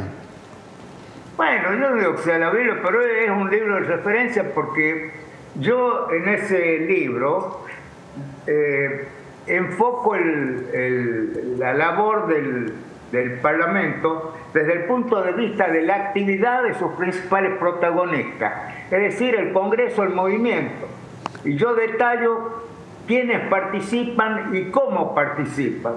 Desde el ciudadano, a través del derecho de peticionar a las autoridades, bueno, después los legisladores, las cámaras, detallo todo lo que es la cuestión de privilegios y de prerrogativas, después las comisiones, los bloques parlamentarios, el Poder Ejecutivo, cómo interviene en el proceso parlamentario porque es colegislador. En nuestro sistema el Poder Ejecutivo puede presentar leyes, también el Poder Judicial, porque el Parlamento contribuye a la formación del Poder Judicial y a su vez el Poder Judicial puede declarar inconstitucional una ley del Parlamento, o sea que hay una interacción recíproca. Bueno, después también le dedico un capítulo a los partidos políticos, le dedico un capítulo a la prensa, y en la segunda edición de mi libro incorporo el procedimiento que se llevó a cabo en la Convención Nacional Constituyente de 1994, de la cual ahora se van a cumplir 30 años en agosto, y también le agrego un capítulo sobre diplomacia parlamentaria. Yo fui 14 años presidente de la Comisión de Relaciones Exteriores del Senado, así que domino bastante ese tema, así que de ahí pongo a disposición los conocimientos en materia de diplomacia parlamentaria, porque hay que tener en cuenta que los convenios internacionales los tiene que aprobar el Parlamento, y el Parlamento, en este caso la Cámara de Senadores, tiene que dar acuerdo para la designación de los embajadores, ¿no? Entonces, hay una relación estrecha entre el Parlamento y las relaciones exteriores, ¿no? La diplomacia. Eduardo, Javier García lo saluda. Yo le quería preguntar, más allá de la figura política del presidente Javier Milei, ¿hay una gratitud personal de la familia Menem por esta reivindicación del apellido después de tantos años y después de seguramente mucho sufrimiento? ¿Hay una gratitud hacia la figura del presidente por esta reivindicación del nombre? Mira, yo lo que tengo como agradecimiento es que él en varias oportunidades manifestó que el mejor presidente desde la recuperación de la democracia fue el presidente Menem. Esto no lo inventó Milei, sino que hay un estudio hecho por Germán de la Paolera, un economista que estaba, creo, ligado al radicalismo, que dice eso en base a un autor extranjero que hace la comparación de cómo recibe, para ver quién es mejor o no, hace la comparación de cómo recibió un presidente el país y cómo dejó cuando termina el mandato. Esos son los datos puntuales en base a los cuales mide la calidad y los resultados obtenidos y saca la conclusión de que el primer gobierno del presidente Menem fue el mejor de la historia, ¿no? De la recuperación de la democracia. Y creo que de la historia también dice. Y después el segundo mandato está en tercer lugar, como el mejor desde la recuperación de la democracia. Milei recogió esto y lo dijo, bueno, es un gesto que yo, por supuesto, agradezco. Ahora, en cuanto a la designación de Martín como presidente de la Cámara, eso no tengo nada que ver, porque Martín fue de los primeros que apoyó a Milei, que lo siguió a Milei. Milei fue a La Rioja en una de las campañas, fue la única provincia que visitó, y bueno, salió electo diputado. Primero diputado provincial, después diputado nacional y bueno, cuando llegó a la Cámara, el presidente expresó su voluntad, el presidente de la Nación, de que Martín sea el presidente de la Cámara. Eduardo, se tomaron muchas determinaciones en este tiempo y una se va a tomar en poco tiempo, sumándome a la pregunta de Javier. Se va yo iba a decir reponer, ¿se va a ubicar el busto del presidente Carlos Menem en el Salón de los Bustos en la Casa de Gobierno próximamente? Sí, me dijeron que va a ser el 14 de mayo, eso lo maneja Casa de Gobierno. Ajá. Yo no tengo ninguna notificación, pero se corrió ese rumor de que se va a inaugurar el 14 de mayo, porque el busto está hecho desde hace mucho tiempo, y por supuesto los kirchneristas los tenían escondidos ahí en un sótano, ¿no? Bueno, por esas mezquindades políticas, ¿no? Pusieron bustos del presidente posterior a Carlos Menem y sin embargo el de él no lo quisieron poner. Así que sí, me dijeron que va a ser el 14 de mayo, pero todavía no tengo la confirmación expresa. Bien, ¿es usted el que tiene el contacto con el gobierno sobre este tipo de situaciones? ¿Quién? ¿Usted es el que tiene el contacto con protocolo de la Casa de Gobierno? La que anduvo en eso creo que es Zulemita, la hija de Carlos. Yo directamente no, Zulemita creo, claro, ella es la hija. Claro. Seguramente consultaron con ella para ver de la fecha, cómo va a ser la ceremonia. Así que yo creo que es un acto justo, como le dan a los presidentes de gobiernos democráticos, ¿no? Eduardo, hace algunos días se planteó en el Senado una situación de carácter menor que se hizo mayor porque la situación económica argentina es muy delicada y los senadores tomaron la decisión de aumentarse las dietas. Rápidamente, por supuesto, llegaron las comparaciones. Mirá lo que se aumentaron de manera imprevista, tratando de pasar disimulados, y fíjate lo que gana un jubilado. ¿Está bien que hayan hecho eso? Si no, ¿cómo debe procederse?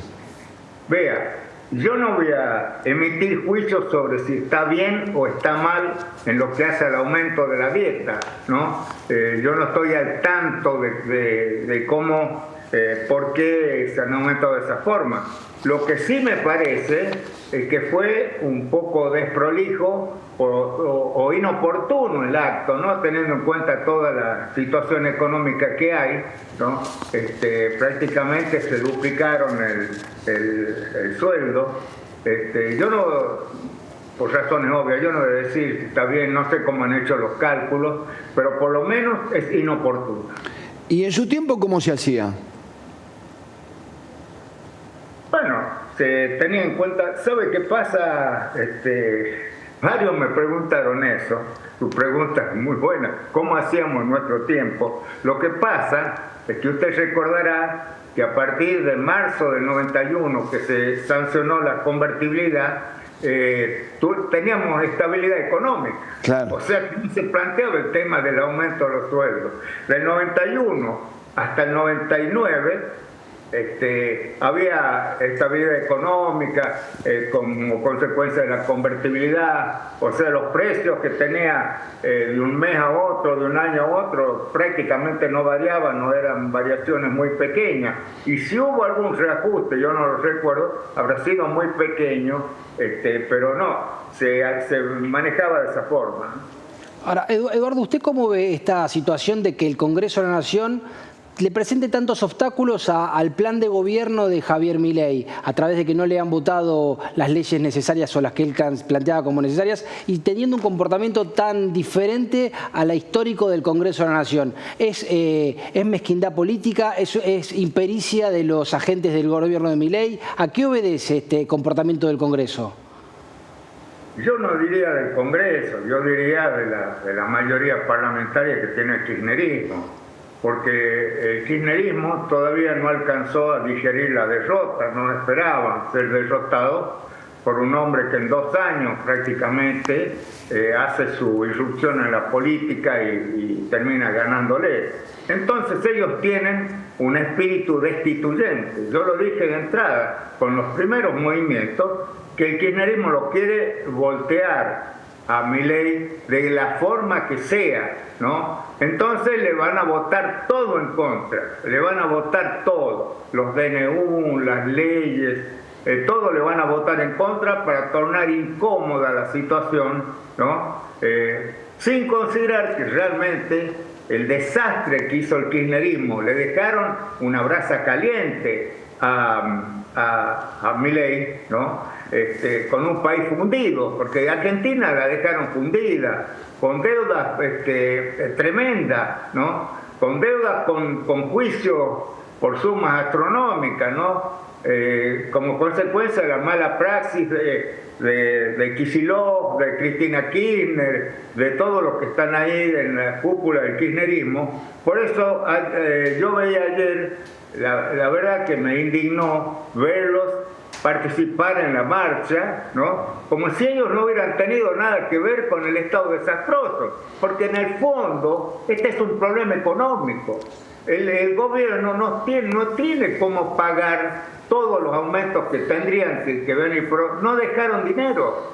Usted recordará que dejaron en el Banco Central, no solo no dejaron un peso, dejaron una deuda de 11.000 millones de dólares.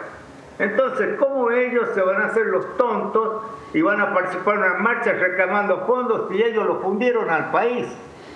Kicillof dejó un juicio por 16.000 millones de dólares en contra por la forma brutal que manejaron y falta de expertise que hicieron la estatización de YPF, ¿no? Sin contar que ahí hubo una maniobra con los esquenazis, con el grupo y con el Fondo Woodford, que ha traído esta situación para Argentina muy, muy grave.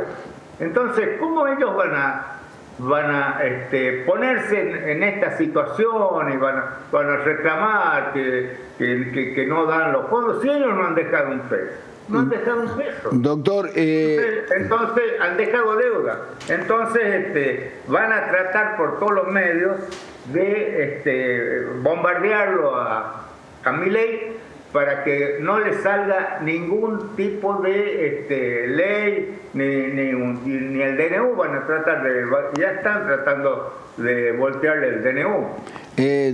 Doctor, más allá de estos personajes políticos que se sumaron a la marcha como la CGT tratando de aprovecharse de una multitud para lavar culpas, ¿usted cree que es genuino, que está bien que la universidad reclame de la manera que reclama? Me parece correcto. Me parece correcto que lo que hicieron los alumnos, profesores, personal no docente, en reclamar que, por supuesto, porque ellos han sentido también la restricción de fondos. Ahora, todo eso lo tienen que ver en consideración a la situación económica que vive el país. Ellos saben bien que el gobierno está en una situación económica difícil, ¿no? Pero bueno, ellos tienen derecho a reclamar. Lo que a mí me parece pésimo y ridículo y de una gran hipocresía que los CAP, por ejemplo, y algunos gremios y organizaciones de izquierda se plieguen a la marcha cuando a ellos no les interesa la situación económica de la universidad, sino que les interesa voltearlo a Milei porque lo quieren bajar. Usted recordará que cuando asumió Milei ya estaban diciendo, bueno, va a durar 2 meses o 3 meses. Después lo que dijo Albistur, bueno, como la Semana Santa, no sabemos si va a caer en marzo o en abril. O sea que todo, y hablan del club del helicóptero, o sea que ellos quieren eso, es de mala fe, y eso empaña la marcha de los estudiantes, ¿no? Porque los estudiantes tienen razón en protestar, pero ellos, que fueron los causantes de esta situación, de esta pésima situación económica que tenemos, no pueden ir a una manifestación reclamando fondos. Bien, la última pregunta, Eduardo. Vamos 4 meses del gobierno del Milei, se han recorrido 4 meses, muy duros para gran parte de la sociedad argentina. ¿Cómo lo ve usted? ¿Va por el camino correcto? ¿Va demasiado rápido? Sí, yo creo que la dirección que él sigue es correcta, o sea, hay que achicar el Estado, no achicarlo, hacer un Estado más pequeño, pero más eficiente, ¿no? Porque el Estado que han creado el kirchnerismo es elefantiásico e inútil, es un Estado bobo. Vea qué pasa con la seguridad, por ejemplo. ¿Qué ha hecho el Estado presente, como le llaman ellos? Hay lugares donde directamente la inseguridad hace imposible la vida de la gente. ¿Qué hicieron con la economía? ¿Qué hicieron con el 40% de la pobreza que dejaron? ¿No? Ellos toman de rehenes. Ellos fueron una fábrica de pobres, porque durante el kirchnerismo aumentó la pobreza, pasaron el 40%, o sea, fueron una fábrica de pobres a quienes quieren conformar con los planes sociales, y saben que los planes sociales no cubren todas las necesidades, ayudan pero no cubren todas las necesidades, entonces han creado una cultura de los planes sociales, ¿no? Y no la cultura del trabajo. En el interior hay gente que ha recibido un plan social y que no quiere trabajar, por ejemplo, en las cosechas, hacen falta cosecheros, hacen falta quienes trabajen, y no quieren trabajar porque, ¿qué pasa? Ellos quieren trabajar en negro, porque si trabajan en blanco, les quitan el plan social. A su vez, el patrón no quiere que trabajen en negro, porque si no viene la inspección de trabajo y los multa. Entonces, este círculo vicioso es que ha instalado esta forma de gobierno, ¿no? Autoritaria, despiadada con la gente, y cubriéndose con la bandera de los derechos sociales. Bueno, ya sabemos que no es así, ya sabemos que cuando fue la iniciación del proceso, mientras Carlos Menem estaba preso de los milicos allá en en la cárcel, el penal militar de Magdalena, en el Barco, en Mar del Plata, en Tandil, después en La Lomita. Los Kirchner estaban allá codeándose con los militares en Santa Cruz. Después vienen a decir, no presentaron un solo escorzo, ¿no? Siendo abogados. Entonces es una falsedad total. Bien. Han tergiversado, han manchado la bandera de los derechos humanos. La última pregunta es esta. ¿Cuántas veces por día habla con Martín? No, poco. Poco. Más que todo cuando yo le pido que me traiga los nietos, ¿no? Porque yo los quiero mucho. Él tiene una nena de 17 y un chico de 15, y bueno, ellos están muy cerca mío, y bueno, yo los extraño y él me los trae o yo los voy a ver. Pero así fui una sola vez, dos veces, cuando asumió y una vez más. Y no fui más. Y cuando tienen algún dilema parlamentario, algún problemita con las comisiones, como pasó con la Comisión de Juicio Político, ellos me consultan, ¿no? Y yo les doy mi opinión objetiva, ¿no? Bien. Pero no hablo todos los días con él, ni mucho menos. Y me dio pie para que le haga una nueva pregunta.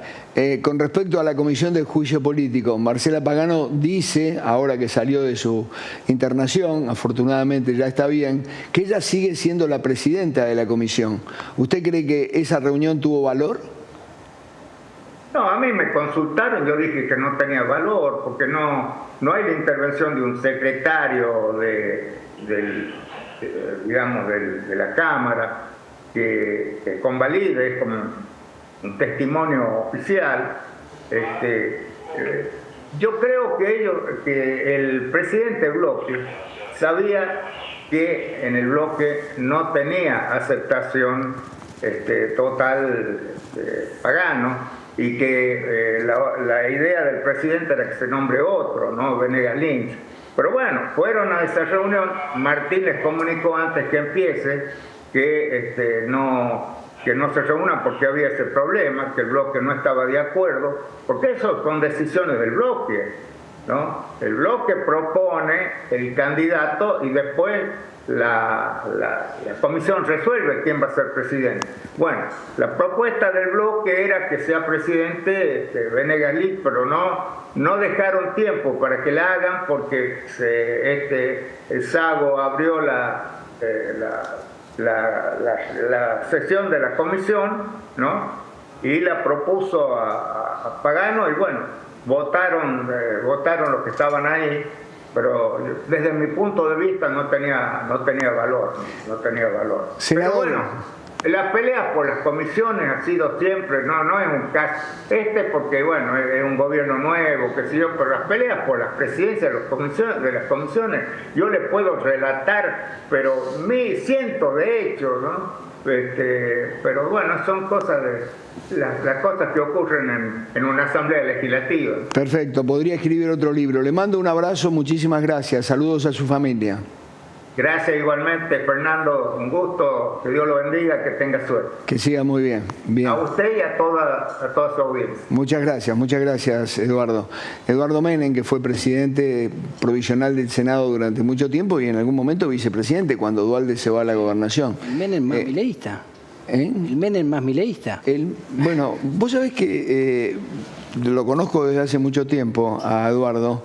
Nunca lo vi tan vehemente o lo escuché tan vehemente. Me llamó la misma a mí me parece que porque en un momento el apellido Menem estuvo prohibido en Argentina. ¿Sí? Durante el cristianismo estuvo prohibido y era mala palabra, y acordate aquel gesto. Hay gente que en las dependencias públicas que tenía el apellido Menem, incluso como segundo apellido, pedía en recursos humanos del lugar que se quitaran el segundo apellido Menem. No te olvides de aquel gesto descortés por ser delicado, decir descortés del expresidente Kirchner. Grosero, una falta de respeto total, tocándose un testículo cuando el presidente Menem juraba como senador. Una vergüenza, verdaderamente una vergüenza. Pero como estuvieron tanto tiempo callados, cuando ahora se abre el juego y hay alguna posibilidad, es como que había no solo razones, sino una bronca contenida, ¿sí? Sí, un alto tono como para explicar. Yo en un momento quise quitar a los políticos y hablar únicamente de la marcha, y él volvió a la situación. Quiero contarte una particularidad que por ahí vos tenés más información que yo y por ahí la estoy constatando con vos. Me cuentan que cuando Massa se enteró que Kicillof iba a la marcha, dijo: voy rodeado por mi grupo de renovadores, me saco una foto y me voy. ¿Por qué? Porque él no quiere dejarle el espacio libre del peronismo, de la conducción del peronismo a Kicillof. Bueno, está claro, está muy peleado toda esa situación. De hecho, Sergio Massa estuvo caminando con su familia, trató de no estar rodeado de figuras del peronismo o del kirchnerismo más duro, y también hubo problemas para Axel Kicillof. Hay videos dando vueltas donde no le permitieron el acceso al palco.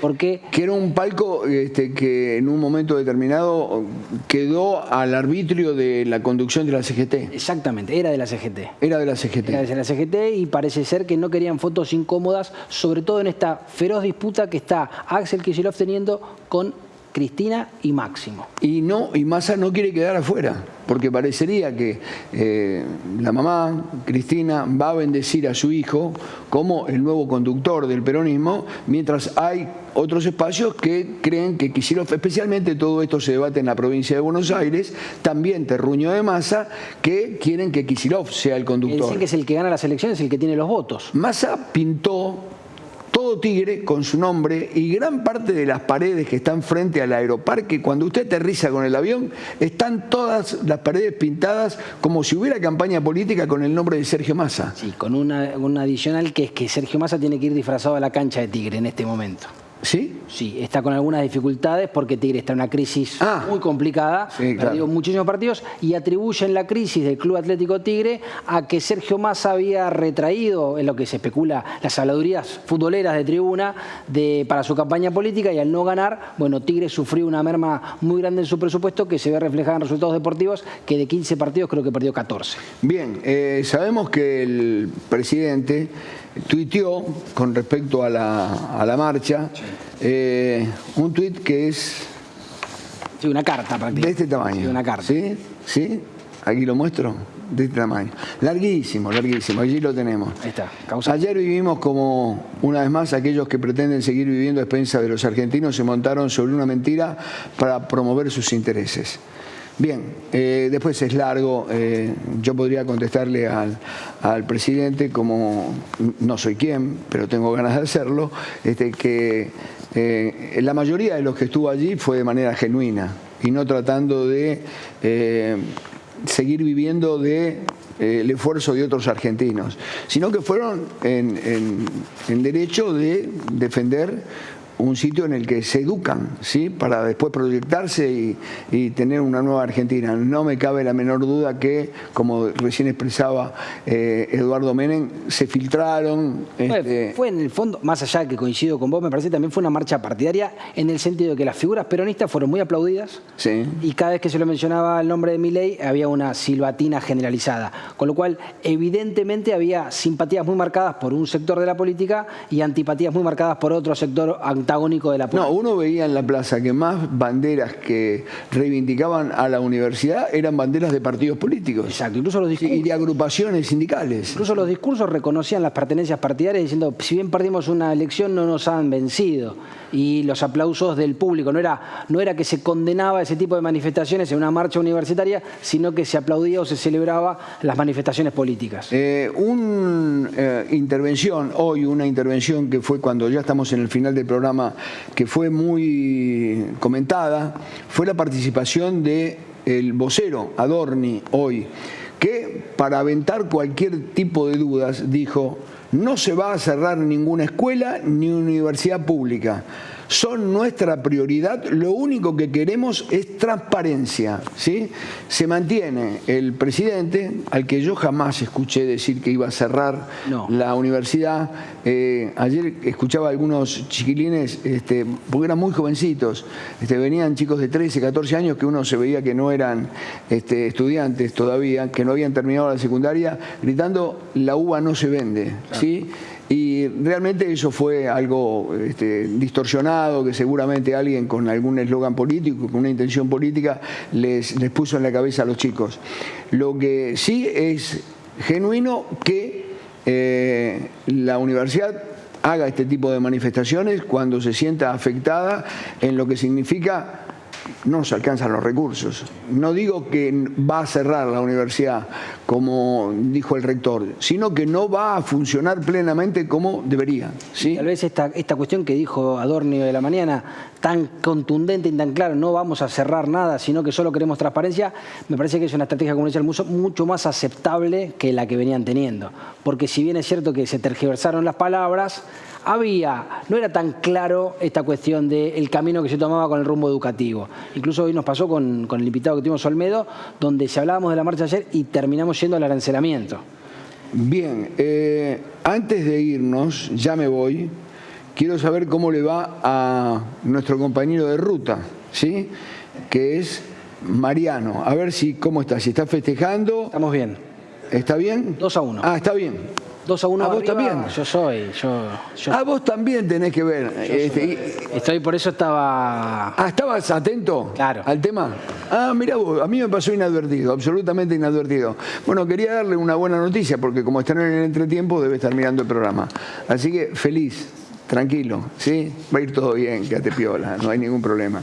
Con Coquimbo están jugando. Coquimbo, bien. Y respeto para la gente de Coquimbo, estuve muchas veces por allí, ¿sí? Gracias, Javi. Muchas gracias. Muy amable. Y a ustedes, será hasta mañana a las 6 de la tarde, estaremos hasta las 8 de la noche, si Dios quiere. Que pasen buena noche.